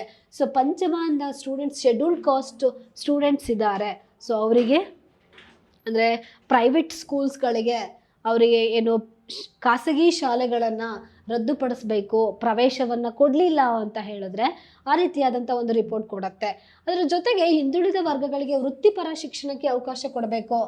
ಸೊ ಏನಂತ ಹೇಳುತ್ತೆ, ಇವರಿಗೆ ಹಿಂದುಳಿದ ವರ್ಗಗಳು ವೃತ್ತಿಪರ ಶಿಕ್ಷಣಕ್ಕೆ, ಪ್ರೊಫೆಷ್ನಲ್ ಆದಂತಹ ಒಂದು ವೃತ್ತಿಗಳಿಗೆ ಅವ್ರಿಗೆ ಅವಕಾಶ ಮಾಡಿಕೊಡಿ ಅಂತ ಹೇಳಿ ಈ ರೀತಿಯಾಗಿ ರಿಪೋರ್ಟ್ ಬರ್ತಕ್ಕಂಥದ್ದನ್ನು ಗಮನಿಸ್ತೇವೆ. ಇದು ಲೆಸ್ಲೆ ಮಿಲ್ಲರ್ ಅವರ ಆಯೋಗದಲ್ಲಿರ್ತಕ್ಕಂಥ ಆ ರಿಪೋರ್ಟಲ್ಲಿರ್ತಕ್ಕಂತಹ ಕೀ ಪಾಯಿಂಟ್ಸ್. ಒಂದು, ಪ್ರತಿ ವರ್ಷ ಈ ಆಯೋಗದಲ್ಲಿ 2 ಲಕ್ಷ ರೂಪಾಯಿಗಳನ್ನು ಕೊಡಿ, ಅವರಿಗೆ ಫ್ರೀಯಾಗಿ ಪಠ್ಯಪುಸ್ತಕಗಳನ್ನು ಒದಗಿಸ್ಕೊಡಿ ಅಂತ ಹೇಳುತ್ತೆ. ಜೊತೆಗೆ 2/3 ಹುದ್ದೆಗಳಿಗೆ ಏನಿದೆ ಅವರನ್ನು, ಹಿಂದುಳಿದ ವರ್ಗಗಳನ್ನು ಇವರನ್ನು ನೇಮಕ ಮಾಡಿ ಅಂತ ಹೇಳಿ, ಅವರ ರಿಸರ್ವೇಷನನ್ನು ಕೊಡಿ ಅಂತ ಹೇಳ್ತಾ ಇದೆ. ಎಸ್, ಸೊ ಇದಿಷ್ಟು ಇವರ ರಿಪೋರ್ಟ್ ಅಂತ ಹೇಳಿ ನೋಡ್ತೀವಿ. ಹಾಗಾದರೆ ಈ ಮಿಲ್ಲರ್ ಕಮಿಟಿ ರಿಪೋರ್ಟ್ ಬಂದ ತಕ್ಷಣ ಅದನ್ನು ಒಪ್ಕೊಬಿಡ್ತಾರಾಗ ಇದು ಅಂದರೆ ಅವಾಗ ಆಳ್ವಿಕೆಯಲ್ಲಿದ್ದಂತಹ ಯಾರೋ ಒಂದು ಕಡೆ ದಿವಾನರಾಗಿದ್ದಂಥವರು ಸರ್ ಎಂ ವಿಶ್ವೇಶ್ವರಯ್ಯ. ಹಾಗಾದರೆ ನಾಲ್ವಡಿ ಕೃಷ್ಣರಾಜ ಒಡೆಯರ್ ಅಂದರೆ ಲೆಸ್ಲೆ ಮಿಲ್ಲರ್ ಆಯೋಗ ಏನಿದೆ ಇದರ ರಿಪೋರ್ಟನ್ನು ಇಟ್ಟಾಗ ಈ ವಿಶ್ವೇಶ್ವರಯ್ಯನವರು ದಿವಾನರಾಗಿರ್ತಾರೆ, ಇದನ್ನು ಒಪ್ಕೊಳ್ಳೋದಿಲ್ಲ ಅವರು. ಯಾಕೆ ಅಂತ ಹೇಳಿದ್ರೆ, ನೀವು ಈ ರೀತಿಯಾಗಿ ಮೀಸಲಾತಿಯನ್ನು ಕೊಟ್ಟರೆ ಬುದ್ಧಿವಂತರಿಗೆ ಎಲ್ಲ ಒಂದು ಕಡೆ ಅನ್ಯಾಯ ಆಗುತ್ತೆ ಅಂತ ಹೇಳಿ ಅದು ವಿಶ್ವೇಶ್ವರಯ್ಯನವರ ವಾದ ಆಗಿರುತ್ತೆ. ಆದರೆ ಇದನ್ನು ಅಂದರೆ ವಿಶ್ವೇಶ್ವರಯ್ಯನವರು ಇದನ್ನು ಒಪ್ಕೊಳ್ಳದೆ ತಮ್ಮ ದಿವಾನ ಹುದ್ದೆಗೆ ರಾಜೀನಾಮೆಯನ್ನು ಕೂಡ ಕೊಡ್ತಕ್ಕಂಥದ್ದು ನೋಡ್ತೀವಿ. ಇವರ ನಂತರದಲ್ಲಿ ಕಾಂತರಾಜ್ ಅರಸ ಅಂತಕ್ಕಂಥವರು ಅಧಿಕಾರಕ್ಕೆ ಬರ್ತಾರೆ ನೆಕ್ಸ್ಟ್ ದಿವಾನರಾಗಿ. ಆದರೆ ಅವರು ಮಿಲ್ಲರ್ ಕಮಿಟಿ ವರದಿ ಇರುತ್ತೆ ಇದನ್ನು ಒಪ್ಕೊಳ್ತಾರೆ. ಹೀಗಾಗಿ ಹಿಂದುಳಿದ ವರ್ಗಗಳಿಗೆ ಒಂದು ರೀತಿಯಾದಂಥ ಖುಷಿ, ಸಂಭ್ರಮ ಮೂಡುತ್ತೆ. ವಿಶ್ವೇಶ್ವರಯ್ಯನವರು ಇದನ್ನು ಒಪ್ಕೊಂಡಿರೋದಿಲ್ಲ. ಆದರೆ ನೆಕ್ಸ್ಟ್ ಏನು ಮಾಡ್ತಾರೆ, ಕಾಂತರಾಜ್ ಅರಸು 1921ರಲ್ಲಿ ಈ ಜಸ್ಟಿಸ್ ಮಿಲ್ಲರ್ ಕಮಿಟಿಯ ವರದಿಯನ್ನು ಅನುಷ್ಠಾನಗೊಳಿಸ್ತಾರೆ ಅಂತ ಹೇಳಿ. ಸೊ ಇಲ್ಲಿಂದ ನಮ್ಗೆ ಹಿಂದುಳಿದ ವರ್ಗಕ್ಕೆ ಒಂದಿಷ್ಟು ಪ್ರಾತಿನಿಧ್ಯ ಸಿಗೋದು ಕಾರಣ ಅಂತ ಹೇಳಿದ್ರೆ ಮಿಲ್ಲರ್ ಆಯೋಗ ಅಂತ ಹೇಳಿ ನಾವು ಗಮನಿಸ್ತೀವಿ. ಇದರಿಂದ ಈ ಮೈಸೂರು ಭಾಗದಲ್ಲಿ, ಅಂದರೆ ಈ ಭಾಗದಲ್ಲಿ ಏನಾಗುತ್ತೆ, ಒಂದಿಷ್ಟು ಮಕ್ಕಳು ಸ್ಕೂಲಿಗೆ ಹೋಗೋಕ್ಕೆ ಪ್ರಾರಂಭ ಮಾಡ್ತಾರೆ. ಯಾಕೆಂದರೆ ಫ್ರೀಯಾಗಿ ಸ್ಕೂಲ್ ಇರ್ಬೋದು, ಪಠ್ಯಪುಸ್ತಕಗಳಿರ್ಬೋದು, ಫೀಸ್ ಇಲ್ಲದೆ ಇರುವಂಥದ್ದು. ಹೀಗಾಗಿ ಒಂದಿಷ್ಟು ಈ ಸಮುದಾಯ ಏನು ಮಾಡುತ್ತೆ, ಶಾಲೆ ಹೋಗುವಂಥದ್ದು, ಕೆಲವು ಮೀಸಲಾತಿಯನ್ನು ಪಡ್ಕೊಂಡಿರೋದ್ರಿಂದ ಕೆಲವು ಹುದ್ದೆಗಳಿಗೆ ಕೂಡ ಅಪಾಯಿಂಟ್ ಆಗ್ತಾ ಹೋಗ್ತಾರೆ ಮುಂದೆ. ಇದೇ ಒಂದು ಹಿಂದುಳಿದ ವರ್ಗದ ಚಳುವಳಿ ನೆಕ್ಸ್ಟು ಹಾವನೂರು ಆಯೋಗಕ್ಕೂ ಕೂಡ ಕಾರಣ ಆಗುತ್ತೆ. ಹಾವನೂರು ವರದಿ ಅಂತ ಹೇಳಿ ಬರುತ್ತೆ. ಸೊ ಇದರಿಂದ ಕೆಲವಾರು ಜನ, ಈಗ ಬಂಗಾರಪ್ಪ ಇರ್ಬೋದು, ದೇವೇಗೌಡ ಇರ್ಬೋದು, ಹಾಗೆ ಇವರೆಲ್ಲ ಮುಖ್ಯಮಂತ್ರಿಗಳಾಗೋದಕ್ಕೆ ಈ ಹಿಂದುಳಿದ ವರ್ಗಗಳ ಆಯೋಗದಿಂದನೇ ಇವರಿಗೆಲ್ಲ ಅವಕಾಶಗಳು ಸಿಗೋದಕ್ಕೆ ಇದು ಒಂದು ಕಾರಣ. ಹಾವನೂರು ವರದಿಯಿಂದ ಅವರಿಗೆಲ್ಲ ಅವಕಾಶ ಸಿಗುತ್ತೆ. ಸೊ ಈ ರೀತಿಯಾದಂಥ ಒಂದು ವರದಿ ನಾವು ಮಿಲ್ಲರ್ ಕಮಿಟಿಯಲ್ಲಿ ಗಮನಿಸ್ತೀವಿ ಅಂತಕ್ಕಂಥದ್ದು. ಆದರೆ 1921ರ ಅವಧಿಯಲ್ಲಿ 25% ಸ್ಥಾನಗಳನ್ನು, ಮೀಸಲಾತಿಯನ್ನು ಹಿಂದುಳಿದ ವರ್ಗಗಳಿಗೆ ನೇಮಕ ಮಾಡಲಾಯಿತು ಅಂತ ಹೇಳಿ ಕೂಡ ನೋಡ್ತೀವಿ. ಎಸ್, ಇದು ನಾಲ್ವಡಿ ಕೃಷ್ಣರಾಜ ಒಡೆಯರ್ ಅವಧಿಯಲ್ಲಿ ನೇಮಕವಾದಂಥ ಒಂದು ರಿಪೋರ್ಟೇ ಅಥವಾ ಕಮಿಟಿನೇ ಯಾವುದು ಅಂತ ಹೇಳಿದ್ರೆ ಮಿಲ್ಲರ್ ಆಯೋಗ ಅಂತಕ್ಕಂಥದ್ದು. ಅಂದರೆ ಸ್ವತಂತ್ರ ಬರೋದಕ್ಕೂ ಮುಂಚೆಯೇ ಹಿಂದುಳಿದ ವರ್ಗಗಳ ಒಂದು ಚಳುವಳಿ ಮೈಸೂರು ಭಾಗದಲ್ಲಿ ಪ್ರಾರಂಭ ಆಯಿತು ಅಂತ ಹೇಳಿ ನಾವು ನೋಡಿದ್ವಿ. ಎಸ್, ಹಾಗಾದರೆ ದ ನೆಕ್ಸ್ಟ್ ಕ್ವಶನ್, ಗಾಂಧಿಯವರ ದಂಡಿ ಮೆರವಣಿಗೆಯಲ್ಲಿ ಉಪ್ಪಿನ ಸತ್ಯಾಗ್ರಹ ಅಥವಾ ಏನು ಹೇಳ್ತೀವಿ ಕರ್ನಾಟಕದಿಂದ ಕೆಳಗಿನ ಯಾರು ಭಾಗವಹಿಸಿದ್ರು ಅಂತ ಹೇಳಿ. ಓಕೆ, ಅಗೇನ್ ನಮಗೆ MP ನಾಡಕರ್ಣಿ ಅವರ ಹೆಸರು ಬರುತ್ತೆ, Mylar Mahadevappa and KT Bhashyam, T Siddalingaiah ಅಂತ ಹೇಳಿ. ಸೊ ಇವ್ರುಗಳು ಕರೆಕ್ಟಾಗಿ ನಮ್ಗೆ ಯಾವುದ್ರಲ್ಲಿ ಏನಾದ್ರು ಭಾಗವಹಿಸಿದ್ರು ಅಂದರೆ ನಾವು ಆನ್ಸರನ್ನು ಐಡೆಂಟಿಫೈ ಮಾಡ್ಬೋದು. ಸೊ ಎಸ್, ಹಾಗಾದರೆ ಈ ದಂಡಿ ಸತ್ಯಾಗ್ರಹ ಏನಿದೆ ಯಾವಾಗ ಪ್ರಾರಂಭ ಆಗುತ್ತೆ ಅನ್ನೋದು ನೋಡೋಣ. ಗಾಂಧೀಜಿ 1930ರಲ್ಲಿ ಉಪ್ಪಿನ ಸತ್ಯಾಗ್ರಹಕ್ಕೆ, ಅಂದರೆ ನಾವು ಮಾರ್ಚ್ 12ರಲ್ಲಿ 1930ರಲ್ಲಿ ಉಪ್ಪಿನ ಸತ್ಯಾಗ್ರಹ ನಡೀತಕ್ಕಂಥ ನೋಡ್ತೀವಿ. ಅಂದರೆ ಗಾಂಧಿ ಸಿವಿಲ್ ಡಿಸ್ಒಬೀಡಿಯನ್ಸ್ ಮೂಮೆಂಟ್ಗೆ ಕರೆ ಕೊಟ್ಟಿದ್ರು. ಆಲ್ರೆಡಿ ಕಾನೂನು ಭಂಗ ಚಳವಳಿ ಅಂದರೆ ಬ್ರಿಟಿಷರ ಕಾನೂನುಗಳನ್ನು ಮುರಿಯುವಂಥದ್ದು ಅಂತ ಹೇಳಿ, ಸೊ ಅದಕ್ಕೆ ಆಲ್ರೆಡಿ ಕರೆ ಕೊಟ್ಟಿದ್ರು. ಹಾಗಾಗಿ 1930 ಮಾರ್ಚ್ 12ರಲ್ಲಿ ಏನಾಗುತ್ತೆ, ದಂಡಿ ಅಂತಕ್ಕಂಥ ಒಂದು ಸ್ಥಳದಲ್ಲಿ, ಅಂದರೆ ದಂಡಿ ಅಂದರೆ ಗುಜರಾತಿನ ಸಬರ್ಮತಿ ಆಶ್ರಮದಿಂದ ಸುಮಾರು ಎಷ್ಟು ಒಂದು 375 ಕಿಲೋಮೀಟರ್ ಆಗುತ್ತೆ ದಂಡಿಗೆ. ಅಲ್ಲಿಗೆ ಏನಂದರೆ ಒಂದು 72 ಅನುಯಾಯಿಗಳ ಜೊತೆ, ಅಂದರೆ 78 ಅನುಯಾಯಿಗಳ ಜೊತೆ ಅವರು ಎಲ್ಲಿಗೆ ನಡ್ಕೊಂಡು ಹೋಗ್ತಾರೆ, ಕಾಲ್ನಡಿಗೆಯಲ್ಲಿ. ಸೊ ದಂಡಿಗೆ ನಡ್ಕೊಂಡೋಗಿ ಬ್ರಿಟಿಷರ ಉಪ್ಪಿನ ಕಾನೂನನ್ನು ಮುರಿಯುವಂಥದ್ದು. ಸೊ ಈ ಅವಧಿಯಲ್ಲಿ ಕರ್ನಾಟಕದಿಂದ ಮೈಲಾರ ಮಹಾದೇವಪ್ಪ ಅಂತಕ್ಕಂಥವ್ರು ಕೂಡ ಭಾಗವಹಿಸಿರ್ತಾರೆ. ಸೊ ಅದರ ಮೇಲೆ ಕ್ವಶನ್ ಕೇಳಿರುವಂಥದ್ದು ಇದು. ಓಕೆ, ಗಾಂಧಿಯವರ ದಂಡಿ ಮೆರವಣಿಗೆಯಲ್ಲಿ ಕರ್ನಾಟಕದಿಂದ ಭಾಗವಹಿಸಿದಂಥವ್ರು ಯಾರು ಅಂತ ಹೇಳಿದ್ರೆ ಅದರಲ್ಲಿ ಮೈಲಾರ ಮಹಾದೇವಪ್ಪ. ಅವರು ಇನ್ನೂ 17 ವರ್ಷದ ಒಬ್ಬರು ಯುವಕರು.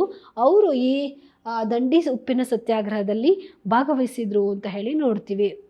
ಎಸ್, ಹಾಗಾದರೆ ಈ ಗಾಂಧಿಯವರ ದಂಡಿ ಉಪ್ಪಿನ ಸತ್ಯಾಗ್ರಹ ಏನಿದೆ, ಇದರಿಂದ ಕರ್ನಾಟಕದಲ್ಲೂ ಕೂಡ ಕೆಲವೊಂದು ಕಡೆ ಉಪ್ಪಿನ ಸತ್ಯಾಗ್ರಹಗಳು ನಡೀತವೆ ಅಂತ ಹೇಳಿ. ಯಾಕಿದು ಉಪ್ಪಿನ ಸತ್ಯಾಗ್ರಹಗಳನ್ನು ಗಾಂಧಿ ಕಂಡಕ್ಟ್ ಮಾಡ್ತಾರೆ ಅಂದರೆ, ಒಂದು ಉಪ್ಪು ಅಂತಕ್ಕಂಥದ್ದು ಅಂದರೆ ಜನಸಾಮಾನ್ಯರಿಗೆ ಬೇಸಿಕ್ ಆದಂಥ ಒಂದು ನೀಡ್ಸ್ ಆಗಿರುತ್ತೆ. ಸೊ ಇದ್ರ ಮೇಲೆ ಬ್ರಿಟಿಷರು ತೆರಿಗೆ ಹಾಕಿಬಿಡ್ತಾರೆ. ಸೊ ಅದನ್ನು ಖಂಡಿಸಿ ಗಾಂಧೀಜಿಯವರು ಉಪ್ಪಿನ ಸತ್ಯಾಗ್ರಹಕ್ಕೆ ಕರೆಯನ್ನು ಕೊಟ್ಟರು ಅಂತ ಹೇಳಿ. ಹಾಗಾದರೆ ಅವರು ಸಬರಮತಿಯಿಂದ ದಂಡಿಗೆ ಕಾಲ್ನಡಿಗೆಯಲ್ಲಿ ಹೋಗ್ತಾರೆ. ಹಾಗಾದರೆ ಇಡೀ ಭಾರತದಾದ್ಯಂತ ಅವರಿಗೆ ಒಂದು ಅಭೂತಪೂರ್ವವಾದ ರೆಸ್ಪಾನ್ಸ್ ಅವ್ರಿಗೆ ಸಿಗತ್ತೆ. ಸೊ ಇದನ್ನು ನಾವು ದಂಡಿ ಉಪ್ಪಿನ ಸತ್ಯಾಗ್ರಹ ಅಂತಲೇ ಹೇಳಿ ಕರೀಲಾಗುತ್ತೆ. ಹಾಗಾದರೆ ಕರ್ನಾಟಕದಲ್ಲಿ ಹೇಗೆ ನಡೀತು ಈ ಉಪ್ಪಿನ ಸತ್ಯಾಗ್ರಹ ಅಂತ ಹೇಳಿದರೆ, ಅಂದರೆ ಗಾಂಧೀಜಿಯ ಜೊತೆಗೆ ಅವತ್ತು ಈ ಕನ್ನಡಿಗರಾದಂತಹ ಮೈಲಾರ ಮಹಾದೇವಪ್ಪ ಭಾಗವಹಿಸಿದ್ರು ಅಂತ ಹೇಳಿ ನೋಡ್ತೀವಿ. ಈ ಮೈಲಾರ ಮಹಾದೇವಪ್ಪ ನೋಡಿದಾಗ ಇವರು ಹಾವೇರಿ ಜಿಲ್ಲೆಯ ಏನಿವತ್ತಿನ ರಾಣಿಬೆನ್ನೂರು ಅಂತಕ್ಕಂಥ ಸ್ಥಳದಲ್ಲಿದ್ದ ಆ ಸ್ಥಳದವರು ಇವರು ಮೈಲಾರ ಮಹಾದೇವಪ್ಪ ಅಂತಕ್ಕಂಥವ್ರು. ಅಂದರೆ ಇದರಿಂದ ಇನ್ಸ್ಪಿರೇಷನ್ ಏನು ದಂಡಿ ಉಪ್ಪಿನ ಸತ್ಯಾಗ್ರಹ ನಡೆದಿತ್ತು. ಆಫ್ಟರ್ ಏನಾಗುತ್ತೆ, ಕರ್ನಾಟಕದಲ್ಲೂ ಕೂಡ ಸುಮಾರು 30 ಸ್ಥಳಗಳಲ್ಲಿ ಈ ಉಪ್ಪಿನ ಸತ್ಯಾಗ್ರಹ ಅಂತಕ್ಕಂಥದ್ದು ನಡೆಯುತ್ತೆ. ಸೊ ಹಾಗಾದರೆ ಯಾರ್ಯಾರ ನೇತೃತ್ವದಲ್ಲಿ ಉಪ್ಪಿನ ಸತ್ಯಾಗ್ರಹ ನಡೆಯುತ್ತೆ, MP ನಾಡಕರ್ಣಿ ಮತ್ತು ಮೈಲಾರ ಮಹಾದೇವಪ್ಪ ಅವರ ನೇತೃತ್ವದಲ್ಲಿ ಕರ್ನಾಟಕದಲ್ಲೂ ಕೂಡ ಸುಮಾರು 45 ದಿನಗಳ ಕಾಲ ಉಪ್ಪಿನ ಸತ್ಯಾಗ್ರಹವನ್ನು ನಾವು ನೋಡ್ತೀವಿ. ಹಾಗಾದರೆ ಅಂಕೋಲ ಅಂತಕ್ಕಂಥ ಒಂದು ಸ್ಥಳದಲ್ಲಿ, ಸೊ ಉತ್ತರ ಕನ್ನಡ ಜಿಲ್ಲೆ ಅಲ್ಲಿ ಬರ್ತಕ್ಕಂಥ ಈ ಅಂಕೋಲ ಅಂತಕ್ಕಂಥ ಸ್ಥಳದಲ್ಲಿ ಏಪ್ರಿಲ್ 13, 1930ರಲ್ಲಿ ಉಪ್ಪಿನ ಸತ್ಯಾಗ್ರಹವನ್ನು ನಡೆಸ್ತಾರೆ. ಅಂಕೋಲ ಅಂತಕ್ಕಂಥ ಸ್ಥಳದಲ್ಲಿ, ಉತ್ತರ ಕನ್ನಡ ಜಿಲ್ಲೆ ಕಾರವಾರದ ಹತ್ತಿರ ಬರ್ತಕ್ಕಂಥ ಈ ಅಂಕೋಲ ಅನ್ನೋ ಸ್ಥಳದಲ್ಲಿ ಉಪ್ಪಿನ ಸತ್ಯಾಗ್ರಹವನ್ನು ಹಮ್ಮಿಕೊಂಡ್ರು ಅಂತ ಹೇಳಿ ನೋಡ್ತೀವಿ. MP ನಾಡಕರ್ಣಿ ಮತ್ತು ಮೈಲಾರ ಮಹಾದೇವಪ್ಪ ಅಂತ ಹೇಳಿ. ಅಂದರೆ ಇದರ ಇನ್ಸ್ಪಿರೇಷನ್ನೇ ಗಾಂಧಿಯವರ ದಂಡಿ ಸತ್ಯಾಗ್ರಹ. ಅದು ಮಾರ್ಚ್ 12ರಲ್ಲಿ ಪ್ರಾರಂಭ ಆಗಿತ್ತು. ಇದು ಏಪ್ರಿಲ್ 30ರಲ್ಲಿ ಕರ್ನಾಟಕದ ಅಂಕೋಲದಲ್ಲಿ ಉಪ್ಪಿನ ಸತ್ಯಾಗ್ರಹ ನಡೀತಕ್ಕಂಥ ನೋಡ್ತೀವಿ. ಹಾಗಾಗಿ ಅಂಕೋಲ ಅಂತಕ್ಕಂಥ ಈ ಸ್ಥಳವನ್ನು ನಾವು ಕರ್ನಾಟಕದ ಬಾರ್ದೋಲಿ ಅಂತ ಹೇಳಿ ಕರೀಲಾಗತ್ತೆ. Ankola is the first salt satyagraha centre of Karnataka called as Bardoli of Karnataka. ಕರ್ನಾಟಕದ ಬಾರ್ದೋಲಿ ಅಂತ ಹೇಳಿ ಕರೀತಾರೆ ಈ ಸ್ಥಳವನ್ನು ಅಂತ ಹೇಳಿ. ಎಸ್, ಹಾಗೆ ನಾವು ಮೈಲಾರ ಮಹಾದೇವಪ್ಪ ಅಂತ ಹೇಳಿ ನೋಡಿದಾಗ, ಸೊ ಇಲ್ಲಿ ಎಸ್ ಮೈಲಾರ ಮಹಾದೇವಪ್ಪ ಇವರು ಹಾವೇರಿಯವರು. ಕೊನೆಗೆ ಏನಾಗುತ್ತೆ, ಇವರು ಈ ಉಪ್ಪಿನ ಸತ್ಯಾಗ್ರಹದಲ್ಲೂ ಕೂಡ ಭಾಗವಹಿಸಿದಂಥ ಕೊನೆಗೆ ಇವರು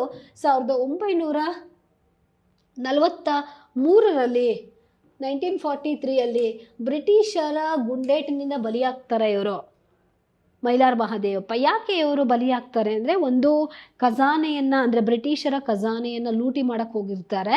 ಸೊ ಆ ಸಮಯದಲ್ಲಿ ಬ್ರಿಟಿಷರ ಗುಂಡೇಟು ತಾಗಿ ಈ ಮೈಲಾರ ಮಹಾದೇವಪ್ಪ ಮರಣವನ್ನು ಹೊಂದ್ತಾರೆ ಅಂತ ಹೇಳಿ ನೋಡ್ತೀವಿ. ಈ ರೀತಿ ಒಬ್ಬ ಅಂದರೆ ಮೈಲಾರ ಮಹಾದೇವಪ್ಪ ಗಾಂಧಿಯಿಂದ ಇನ್ಸ್ಪಿರೇಷನ್ ಆಗಿ ಅವರಿಂದ ಪ್ರಭಾವಿತರಾಗಿ ಉಪ್ಪಿನ ಸತ್ಯಾಗ್ರಹದಲ್ಲಿ ಭಾಗವಹಿಸಿದಂಥವರು, ಜೊತೆಗೆ ಕರ್ನಾಟಕದಲ್ಲೂ ಕೂಡ ಉಪ್ಪಿನ ಸತ್ಯಾಗ್ರಹ ಚಳವಳಿಯನ್ನು ಹರಡಿದಂಥವ್ರು ಅಂತ ಹೇಳಿ ನಾವು ನೋಡ್ತೀವಿ. ಸೊ ಇದಿಷ್ಟು ಇವರ ಹೋರಾಟಗಳು.